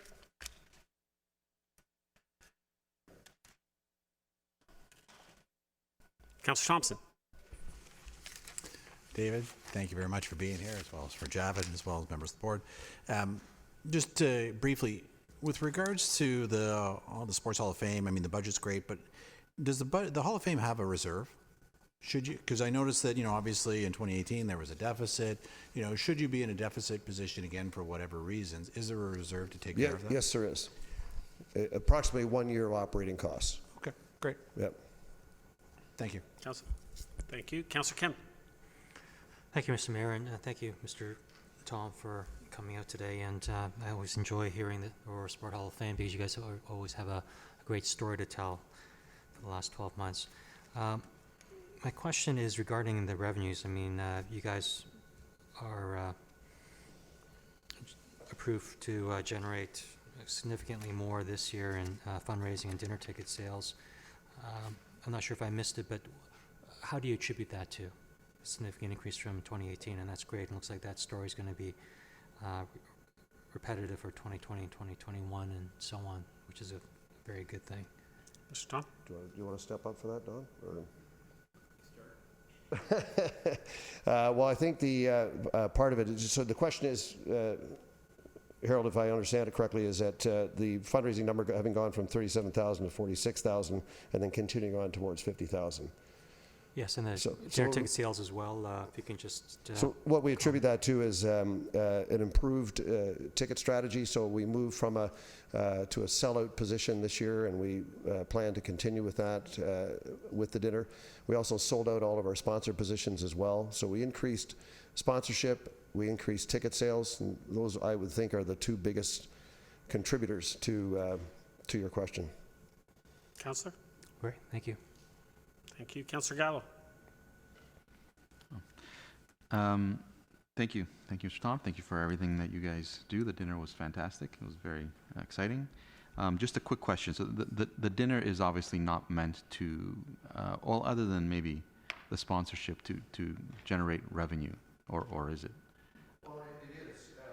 And we've had some discussions on the board level about celebration versus fundraiser, or can it be both? And the feeling still, with more discussion to come, I think, is that first and foremost, we want it to be revered as one of the best sports induction dinners anywhere, and we want to be terribly proud of this event for not only the town, but also all the folks that go, and also the family members. And the Gardeners had about 5 tables there this year. I mean, their whole street came. I mean, it was, you want it to be that kind of a memory, that kind of an event. So first and foremost, it is a celebration, but we want to also take advantage, if we can, of we have to generate funds. We have to be profitable. We can't operate at a loss, and we have to find ways to generate income. So we have a margin on the ticket sales, so we benefit from that. We had a silent auction, which generates some revenue. We had a live auction, which also generates revenue, and then of course we had sponsors. We had everything we could creatively get away with, as an MC sponsor, a cocktail reception sponsor, a program sponsor, just about everything you can think of. Okay, just looking at the numbers, about 13,000, but if we take the fundraising and the ticket sales. Yeah, I really think the auction part of it is something that we need to really take a close look at, and we either improve it or we come up with something else, because right now it's a bit low key. There's 4 items, and I think we're either going to improve it or come up with another strategy. So it was well done. I have one of them, so it was well done. That's good. Thank you. Thank you. Council, any other comments or questions? Seeing none. Mr. Tom, thank you very much for coming. You know what? I think the work that the Hall of Fame does is incredible, identifying those individuals within our town and celebrating who they are and what they've achieved. And it's not just one sport. I know a lot of people tend to think that Aurora tends to focus a lot on hockey, but we have, like you mentioned, swimming, gymnastics, basketball, like you name it. I think they've been inducted so far, and so it's quite impressive, the talent in our town, and even identifying the future talent, as I know that the Hall of Fame did with Robbie Thomas. He was a future Hall of Famer before he won the Cup, and so I guess it speaks very well to what you guys do and how you identify that talent within our town, and actually speaks incredible volumes to the amount of talent that is in our town and is coming along and furthering up the chain. So thank you very much for everything that you guys do. I should also just leave with saying that nominations are open for, check us out online, right, Javid? Yeah. Well, all right. Actually, Councillor Thompson keeps referring to my high school years playing basketball, so maybe we might want to talk about that, but I'm not sure if that will make the Hall of Fame. Let's get a nomination going, okay? That's, we have a committee that will judge whether that's going to qualify. Well, thank you very much for coming this evening. Thank you. Council, call a vote. All those in favor? Opposed? That carries. All right, we'll move to item E, operational services. And actually, I'll thank everyone for coming this evening before we start, so thank you very much.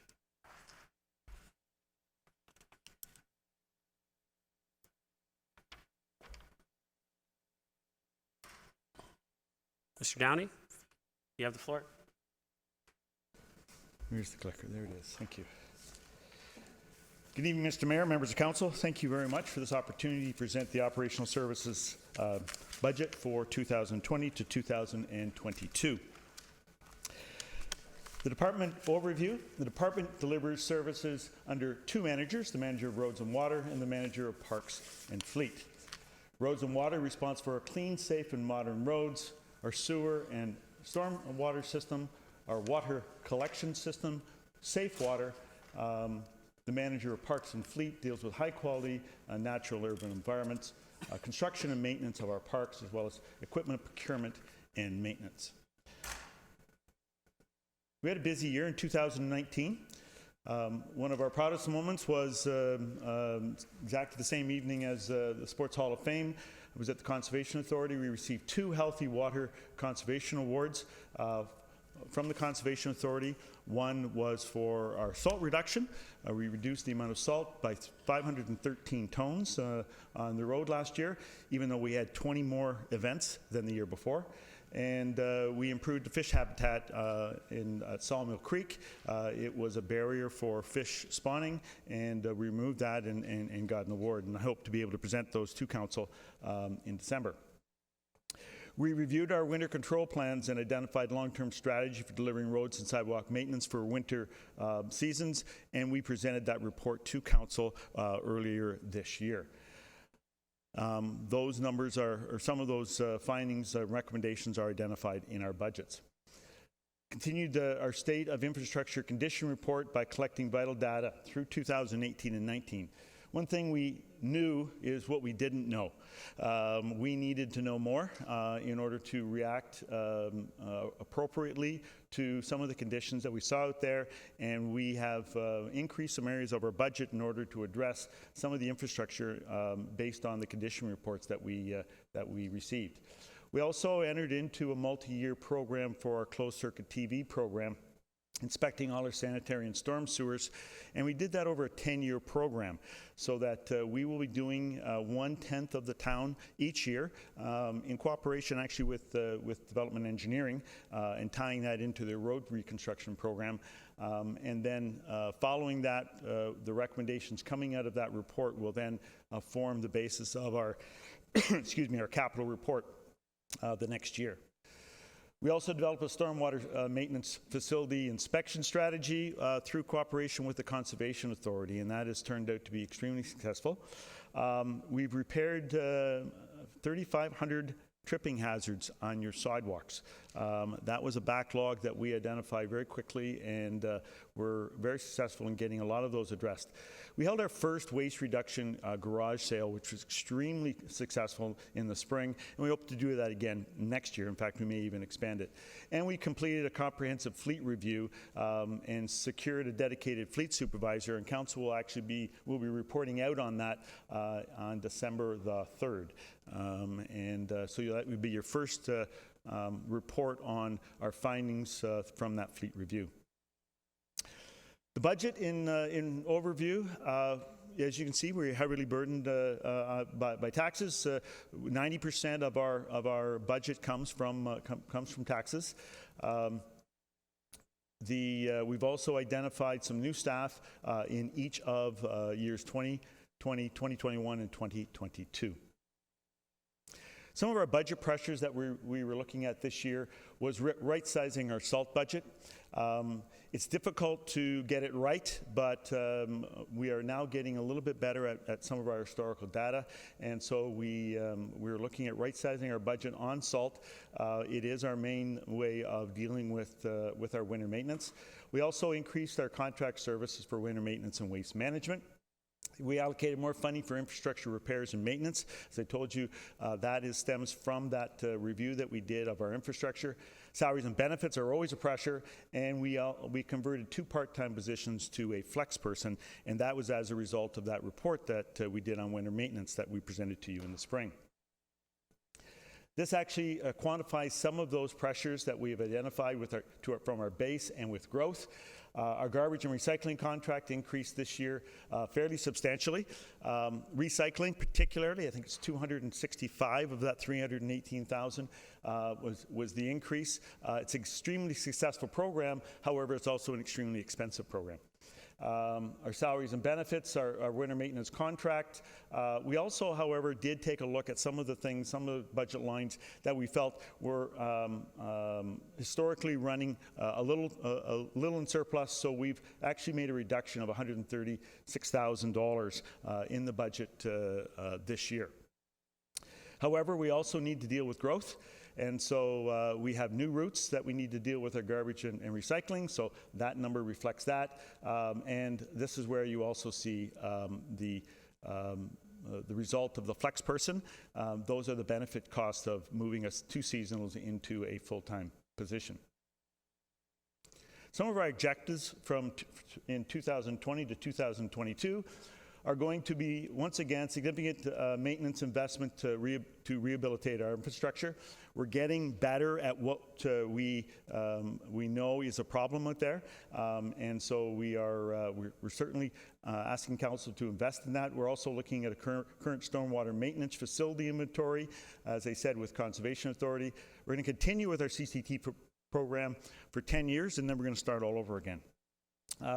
We're looking at some unique things. When we clear out our catch basins, we clear out not only the solids but the effluent as well, and it's extremely expensive to discard that material, and we're actually looking at some new technology which is going to help us clean that water, and so that we don't have to go through high expenses in order to truck it away. And another report that we presented to you was on a backflow prevention program, so we're launching that in 2020. And Mr. Mayor, that is my presentation for this evening. I'll take answers on this, and then I'll be coming back to the podium on the water budget. Thank you, Mr. Downey. Council, someone like to move the recommendation on this one? Councillor Humphreys, Councillor Thompson. Just comments and questions to the presentation and tab 19. Seeing none. Going once, going twice. I'll call the vote. All those in favor? Opposed? That carries. Next is F. Mr. Downey, back to the podium. We'll let you drink some water before you talk about water. Or as they say at the, you know what, they make a funny joke at the region. They say we're about to talk about number 1 and number 2. They do.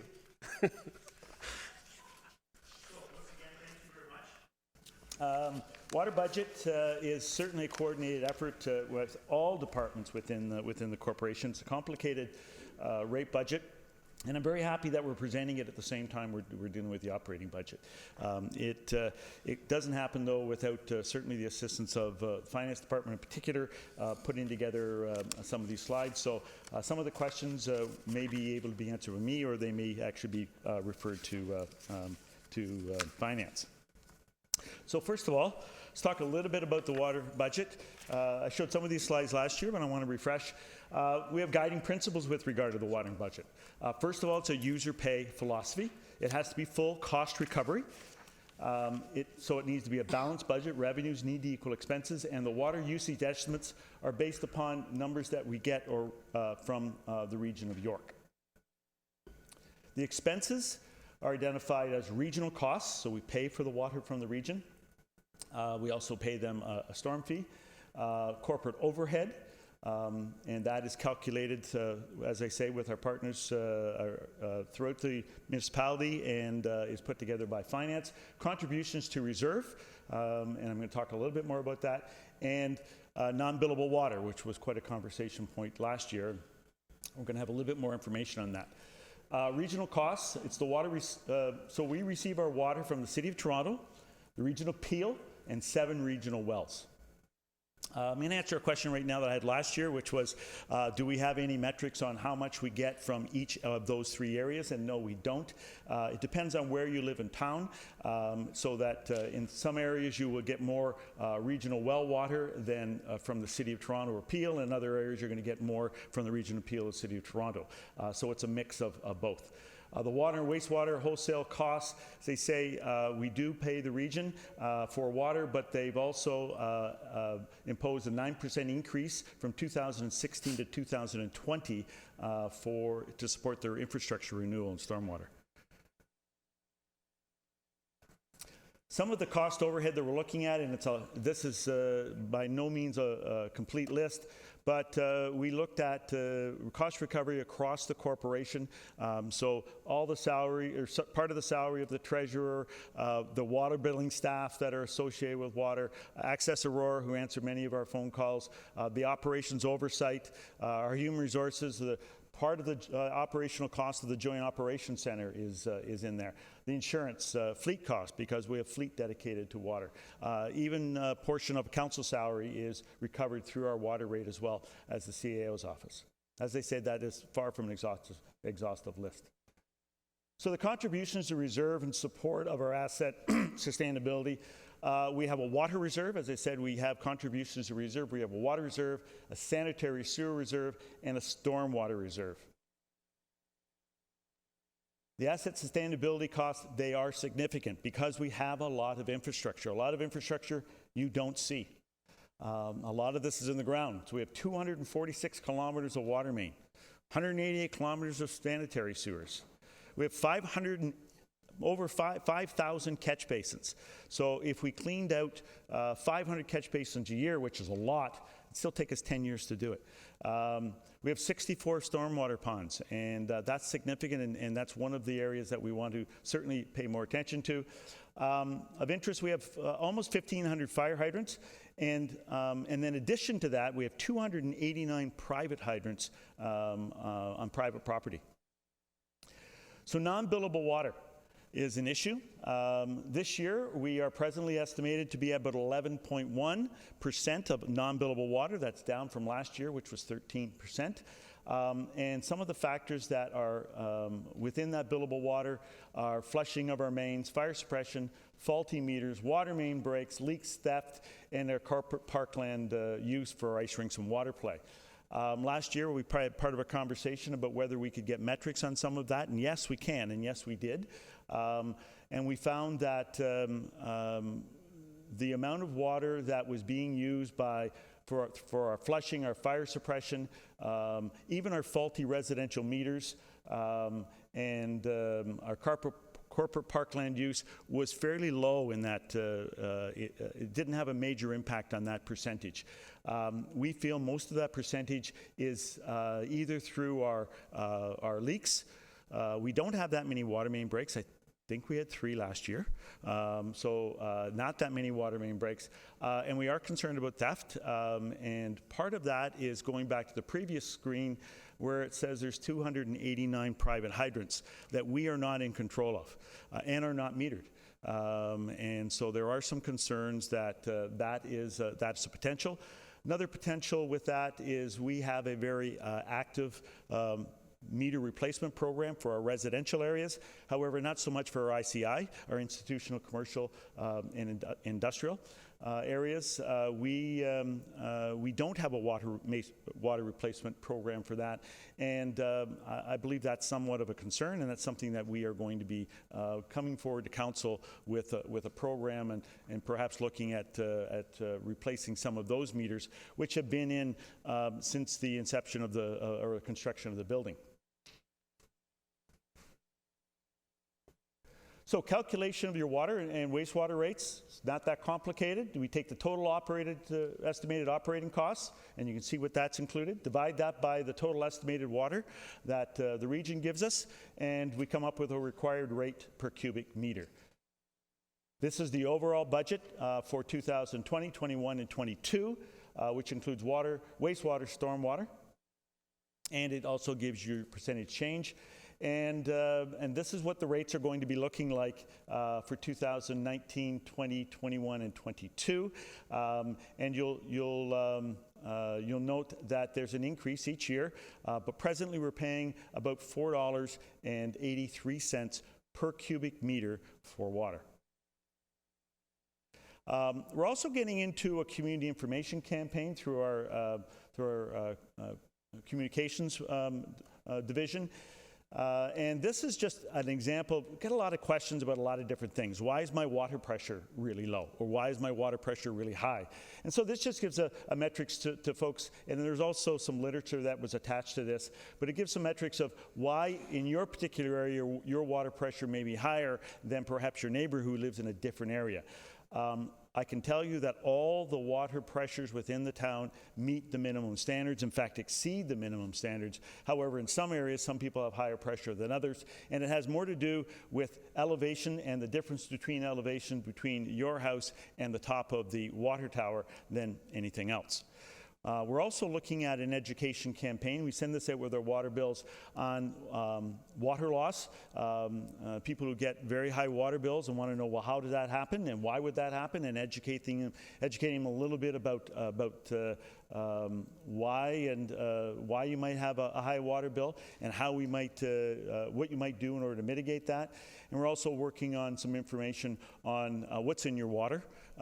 Certainly there was some concern recently with regards to lead and fluoride and that type of thing. So we want to get some information out to the public and certainly give them the assurance that we have a very well managed safe water system, and we want to make sure that they feel comfortable when they turn that tap on and serve that water to their family. So with that, Mr. Mayor, I am ready to take any questions. Thank you, Al. Can I get someone to move the recommendation? Councillor Thompson, second. Councillor Humphreys, Councillor Thompson. Thanks, Al. Thank you certainly for all that you do and all your department does and your team. Just a couple comments around water loss. Obviously, that was the big question last year, and it is for me as well again this year. In the report, you talk about water loss being 11.1%, which according to the York Regions indicated that's within municipal standards and represents a well-managed system. While I recognize that and appreciate the fact that we brought it down from 13 to 11 last year, you know, being a retail guy, we always talk about loss prevention, and so that, you know, I'm never comfortable with a number that's related to theft or loss of water sort of thing. I think we should continue driving that number down. While yes, it represents a well-managed system, it still needs to be a metric that if year over year we can make little improvements, that would be great. And so, you know, I like to see the fact that we're tracking it better now. My question really is around private hydrants. So you talked about the fact that there are 243 hydrants. 289, my correct. Why is it so difficult to meter them? Mr. Downey? Through you, just not set up that way, unfortunately. So it's something I think that we can probably look at. I think it's something that I've had conversations with our fire department, because our fire department is actually responsible for ensuring that these are properly maintained.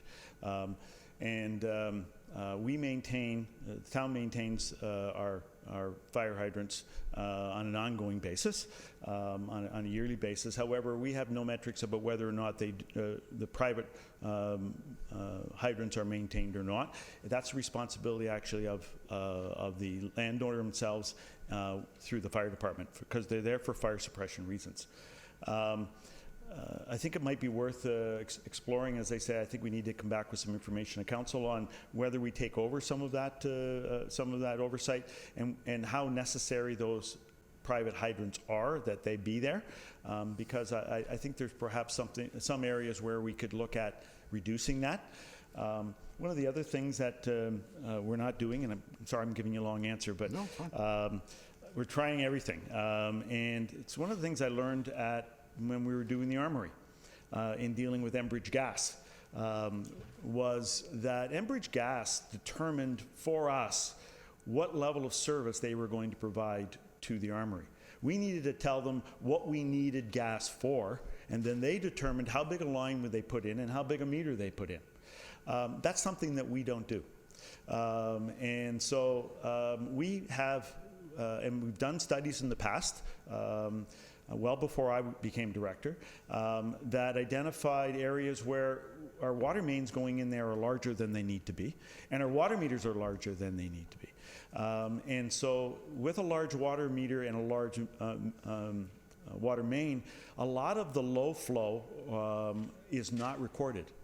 The meters are not sensitive enough to pick up that low flow. And so that's something I think that we need to investigate. So it's not even theft, it's just non-reading. They're using the water, but it's not going through any meter for us to go off and bill. So that's one of the areas that we need to look at. I'd like to tie some of this into the new program that we're looking at, which is backflow preventers. So when we go in and we're now taking a serious look at each one of our 600 ICI developments in town, when we do that, we're going to be asking each company to do a survey. And in fact, we've identified staff in order to assist us through the administration of that. And in doing that, I think part of that evaluation is the water main too big? Is the meter too big? Should we be looking at changing it out? Is it too old? Going through some testing, and then evaluating, as I say, whether or not some of these hydrants need to be online or whether they could be decommissioned. So I know it's a long answer, but No, actually, you're going where I was going, and I appreciate the answers because, you know, we've done a lot of things at council over the years in terms of making wholesale changes. You look at the water meter program, you look at the backflow where we've mandated certain things in an attempt to not only be more efficient, but to capture some of that. And so I don't see why we don't move forward with doing some sort of program or mandating with regards to the private hydrants. I mean, if our wholesale charges from the region are $7 million, and I don't know if the math is as straightforward as this, but if it's a 10% loss, then that means there's $700,000 in charges the town's incurring as a result of that lost water. And so even if we took a fraction of that those dollars and applied it to fixing these hydrants or metering them, I think in the long run, however it takes, you know, it would continue to move us in the right direction. It'd be the right thing to do. So, you know, I'd like to see us continue to figure out the best approach going forward to address this issue. Because obviously, if we don't have the right equipment, as you said, with regards to, you know, having large flow meters as opposed to the right size, then let's start fixing it. If I might, Mr. Dunn? so your math is good. It's a little over $700,000 in revenue. Another interesting metric that we did, it represents a little over 200 Olympic pools a year. So we could fill an Olympic pool almost once a day with the amount of water that's lost. I'd like to think that now that we acknowledge the issue, that we're going to take steps, however big they are, towards rectifying this issue over the next little while. So thank you very much. And I've discussed it with Aaron Mahoney from the region, and because their position is, well, it's a well-managed system. And I said, if I owned a business, I lost 11% of my product, I don't know how long I would have been in business. So it is something that we are taking a look at. I don't think we're ever going to get down to zero, but I don't think that's the goal. I think the goal for us is identifying where our cracks are, or where we might be losing some water, and fixing that. And then as long as we do our due diligence on that, I think our numbers are going to continue to go down. Yep, and I recognize we'll never get to zero. You never get to zero in many things or perfection, but at least you're striving for it. Thank you. Any other comments or questions? Seeing none, I'll call the vote. All those in favor? Opposed? That carries. Council, take our 10-minute health break. It's been 2 hours.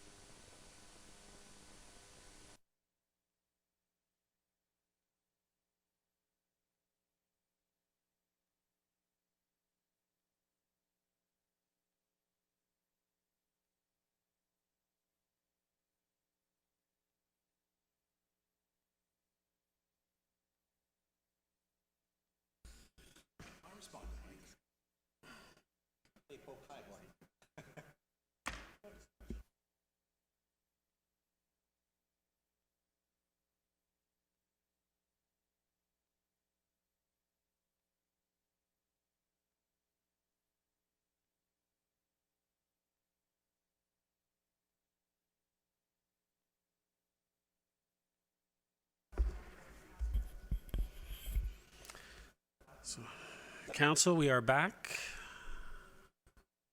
We are going to move to item G, Planning and Development Services. Mr. Waters, you're up.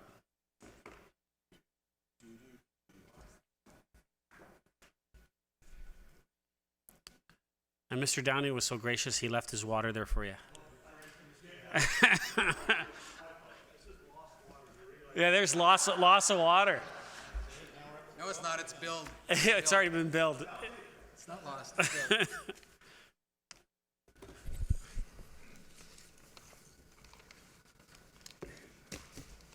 Mr. Waters, floor is yours. Good evening, Mr. Mayor and members of council. I am pleased to present the 3-year operating budget for Planning and Development Services. A little about the department before we get into the numbers. So make sure I work this thing right. Perfect. Planning and Development Services manages growth and physical form of the town through land use and infrastructure planning. We have 43 full-time staff, consisting of planners, engineers, inspectors, and plans examiners. We have 4 divisions in Planning and Development Services. Each are headed by a manager. In terms of development planning, their main responsibilities are processing development applications in accordance with the Planning Act, including official plan amendments, rezoning, site plans, plan of subdivisions, and condominium plans. They also process committee of adjustment, minor variances, and consent applications. And development planning also oversees the town's heritage portfolio in terms of listings, designations, and permits as per the Ontario Heritage Act. We also have a development review or development engineering review function within Planning and Development Services and development planning, which includes subdivisions and site plans. And we also have the urban design review panel, which is administered by that division. Next is policy planning and economic development.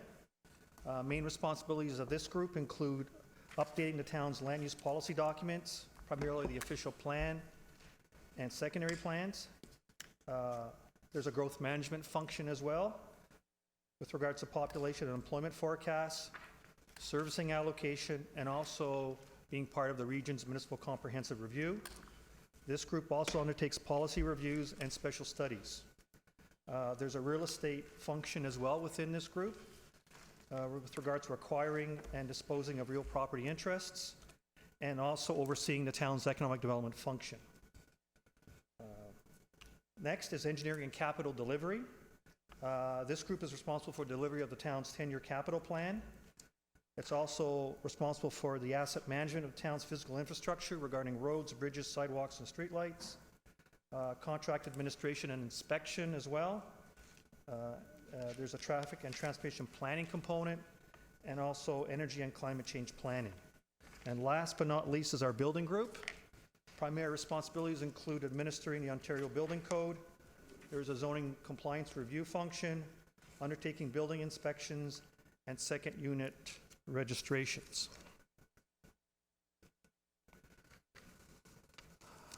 2019 accomplishments.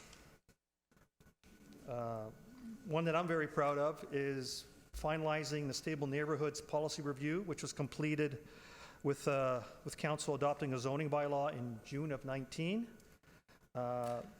We have an active building review strategy that was implemented. The corporate energy conservation demand plan was finalized and council endorsed earlier this year. We completed the stream management master plan. The EA report was filed in October, and we plan to report on this project to you in January. We completed 9 kilometers of road resurfacing within the town, Some of those roads included Yonge Street South, Orchard Heights Boulevard, Edward Street, and Golf Links. The building group inspected 50% of properties required under the sewage maintenance inspection program. We have 124 sites with private services. We've inspected 66 of those to date. That will continue on until the next 3 years. I've initiated a planning review, a review of our planning application fees. A consultant has been hired, and there'll be a report coming to you in the first quarter of next year. The Economic Development Master Plan has been completed and endorsed by Council earlier this year, and we've also started up the Economic Development Board.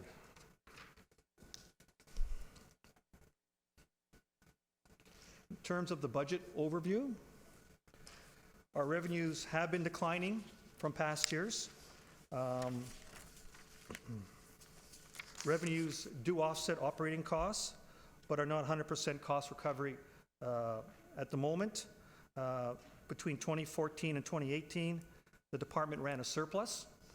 A lot of the activity was a result of the 2C lands going through the planning process. Our contributions from the tax base are about 17 to 18% over the next 3 years. This will likely be the norm. We are forecasting moderate increases in the in revenues rather, between 2020 and 2022. And these revenues do not reflect any increases in planning fees as a result of the planning fee review study. In terms of our 3-year budget, for 2020, we are forecasting a 6.6% increase, which are attributed to salaries, benefits, and COLA increases. By 2021, we have a slight decline in operating costs of about $1,200. And this is attributed to the modest increase in development activity, which hopefully will be coming our way. And in 2022, we have a 6.1% increase, which is attributed to a new position, an administrative assistant for engineering division. In terms of the budget pressures, as I mentioned, development revenues are declining, but the workload continues to be demanding. The applications are more complex. We have shorter timelines for processing as per the recent provincial changes. And so that triggered, in my view, a need to review our planning fees to try to recover as much of those time spent as possible. As I mentioned, application fees offset operating, approximately 80% of our budget. We have a net budgeted change, as I mentioned to you before. In terms of staffing, we have a contract policy planner that we'd like to bring on board in 2021. It's a 2-year term. That salary will be recovered from capital, recovered on the OP review account. We have a new administrative assistant in 2022 for engineering, and that results in a $68,000 budget increase, or a 6.1% increase.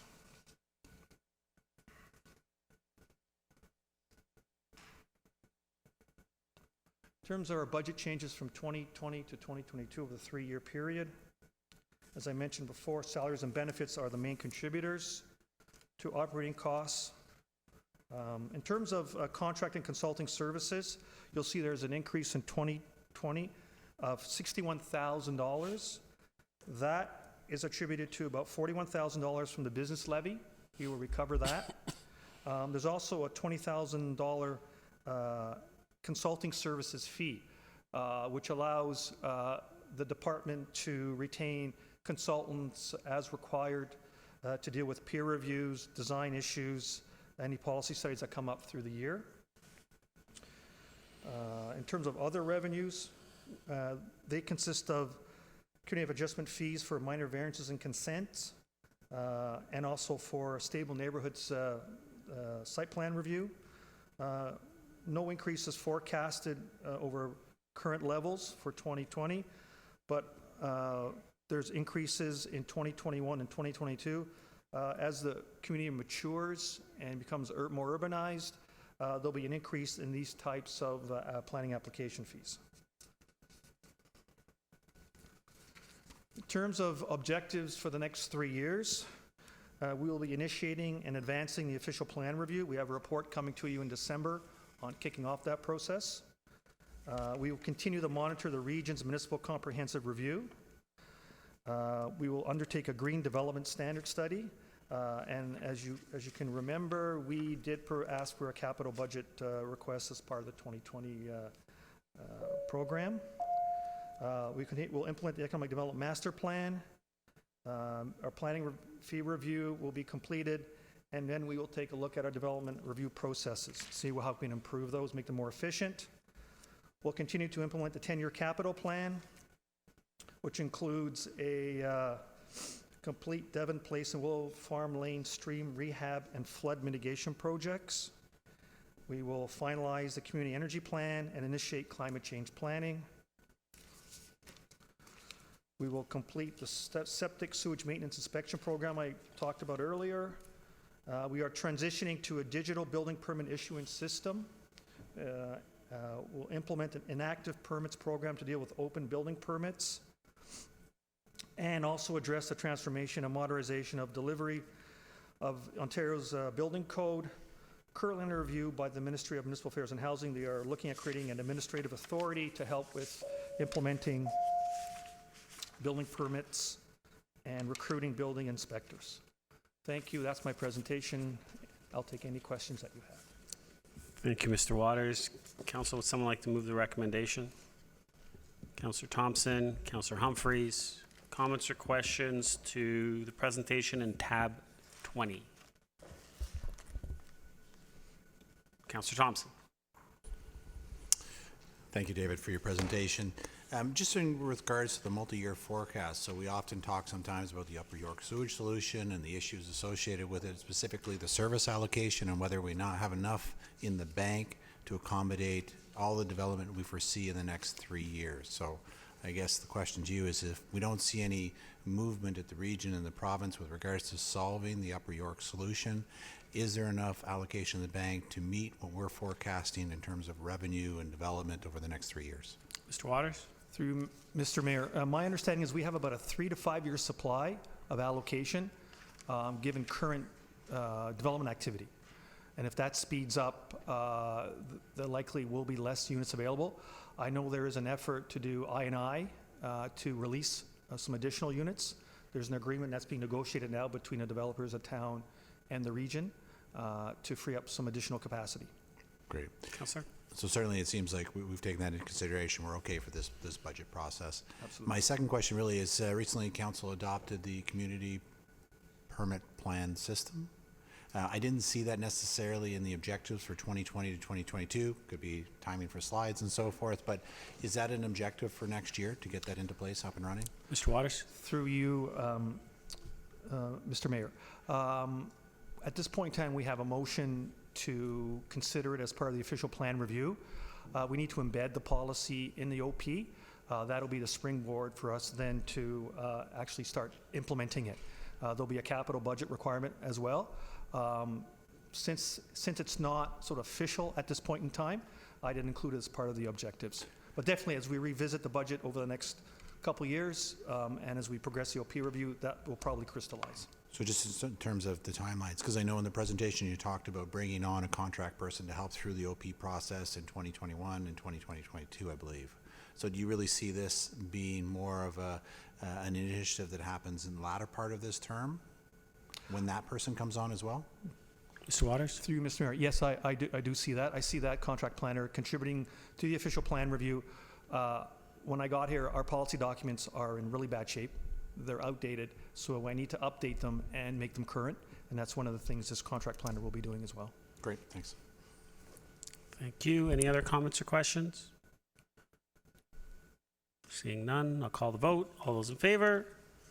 Opposed? That carries. Thank you, Mr. Waters. Next up, H, corporate revenues and expenses. Ms. Wainwright Van Kessel. Floor is yours. Okay. Good evening, Mr. Mayor, members of council. I guess this is the last presentation of the evening. We're going to go through the corporate revenues and expenses and some other items. These are items that don't naturally fit within any of the departmental budgets. So they include items such as the supplementary taxes and other tax items such as penalties on taxes, grants, contributions to and from reserves, financial items, which includes some debt and investment income, and then contingencies and a few other items. If you look at the overview for this budget, you can see even though we do have significant expenditures, they are mostly offset through either contributions from reserve or other revenues, which include the supplementary taxes. And in most cases, a lot of the grants that we do receive, we actually contribute them straight into reserve. This budget, the pressures include corporate-wide adjustments for salaries and benefits, our fiscal strategy items, which contribute to capital assets and reduce our reliance on supplementary taxes. We've also included the creation of a multi-year budget contingency, which appears in years 2021 and 2022 to manage any of our unknown risks at this point in time. This budget also ensures that by 2022, we are not drawing from the tax stabilization reserve, and we will also manage in-year tax adjustments through this budget. Over the next 3 years, you can see the pressures, the impact of these pressures here, along with our increased recovery from the water and building operations to cover costs of overhead, the increase in penalties on taxes, which reflects the trends that we're currently seeing in our actuals, and the use of the one-time provincial grant for modernization that we received this year, which you plan to use next year, and we're matching that towards the implementation of initiatives within the IT strategic plan. There are a couple of additional items we are asking Budget Committee to consider at this time. The first is how we raise the funds for the carrying costs for the proposed Library Square tax levy debenture. The current funding strategy for this project includes issuing tax levy funded debt of about $6.6 million to be paid back over 20 years. The annual cost, or the principal and interest for this debt, is estimated to be a 1% tax levy increase beginning in late 2021 or early 2022. Council has the option of phasing this increase over the next 2 years at 0.5% in 2020 and 2021. The additional item that we're asking Council to consider at this time is the extra funding that we have not currently included in the budget for the pressures relating to the Aurora Cultural Centre. Our budget includes the inflationary increase in the community partners section of the budget, and this is recommending that we fund the additional pressures over the next few years from the funding that we have for the Library Square operating budget.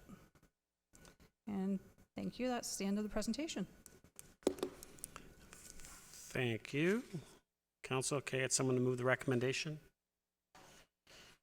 Councillor Kim, Councillor Gallo. Councillor Gallo. Thank you.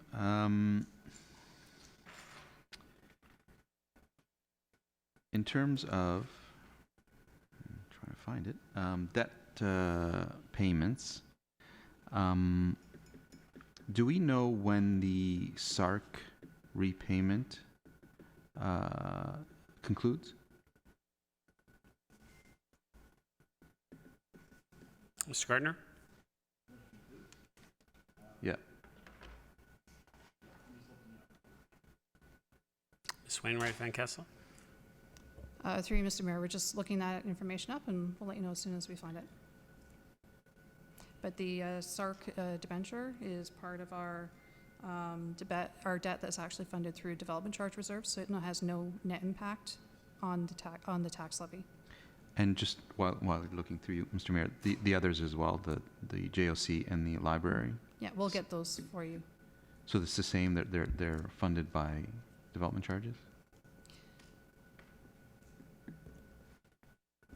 Through you, Mr. Chair, in regards to your question, when the SARC debenture expires, there was 2 debentures entered into at the time of its construction, one being a 10-year debenture and the other one being a 20-year debenture.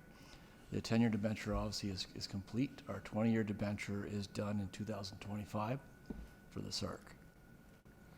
And that's the 229,300 and the 91,300, the principal and interest? That's the one that's done in 2025? So the total debenture cost annually for the 20-year debenture for the SARC is $320,500 approximately. You also have in there as well as our JOC debenture payment is also in there.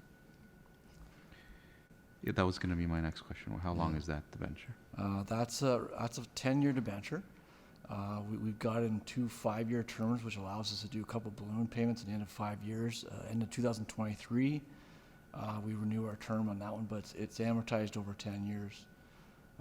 So we're sitting in year 2 of that debenture. The annual cost for that debenture is $636. Yes, correct. And then the last one, very happy to hear that it ends in 2020. Internal, the library. Yeah, the internal finance library. That's correct. Is there any? There's no external financing. No, it's internal. Yeah. And on that last one, the library, I notice on pages 21-4, we have it in 2019 that 290,000 internal debt, and we have it in the 2020, the 290 internal debt, and then it's gone in 2021. However, we don't show a percentage change or a dollar change in the chart there. Ms. Wainwright Van Kessel? Through you, Mr. Mayor, the change reflects the change, the change in the net budget. The net budget is actually 0 in those years. It doesn't reflect the change in the total expenditure, but it reflects the change after any internal recoveries. Councillor? So there's no net tax levy impact. Because it's funded through development charges? Mr. Gardner? Through you, Mr. Chair, it's because we recognize that additional cost one time. Then once it's on the levy, we don't see it any longer. But from if you look at both the expense side and the revenue side, it does come to 0. There's a nil effect on the tax levy because DC revenues are paying those annual payments. Councillor? All I'm saying is I'm just curious as to why we don't identify it as a net change. Because there isn't a net change? Mr. Gardner? I see you shaking your head. Yeah. Ms. Wainwright Van Kessel? Thank you, Mr. Mayor. We're fighting over the button over here. There is DC funding to pay for it. That's why it has a net impact on the tax levy of $0. Councillor? Okay, thank you. Thank you. Any other comments or questions? Seeing none, I'll call the vote. All those in favor? Opposed? That carries. Council will move to item number 2. 2020 to 2022 operating budget decision unit items. Someone like to move the recommendation? Councillor Kim, second. Councillor Humphreys. Comments or questions on this?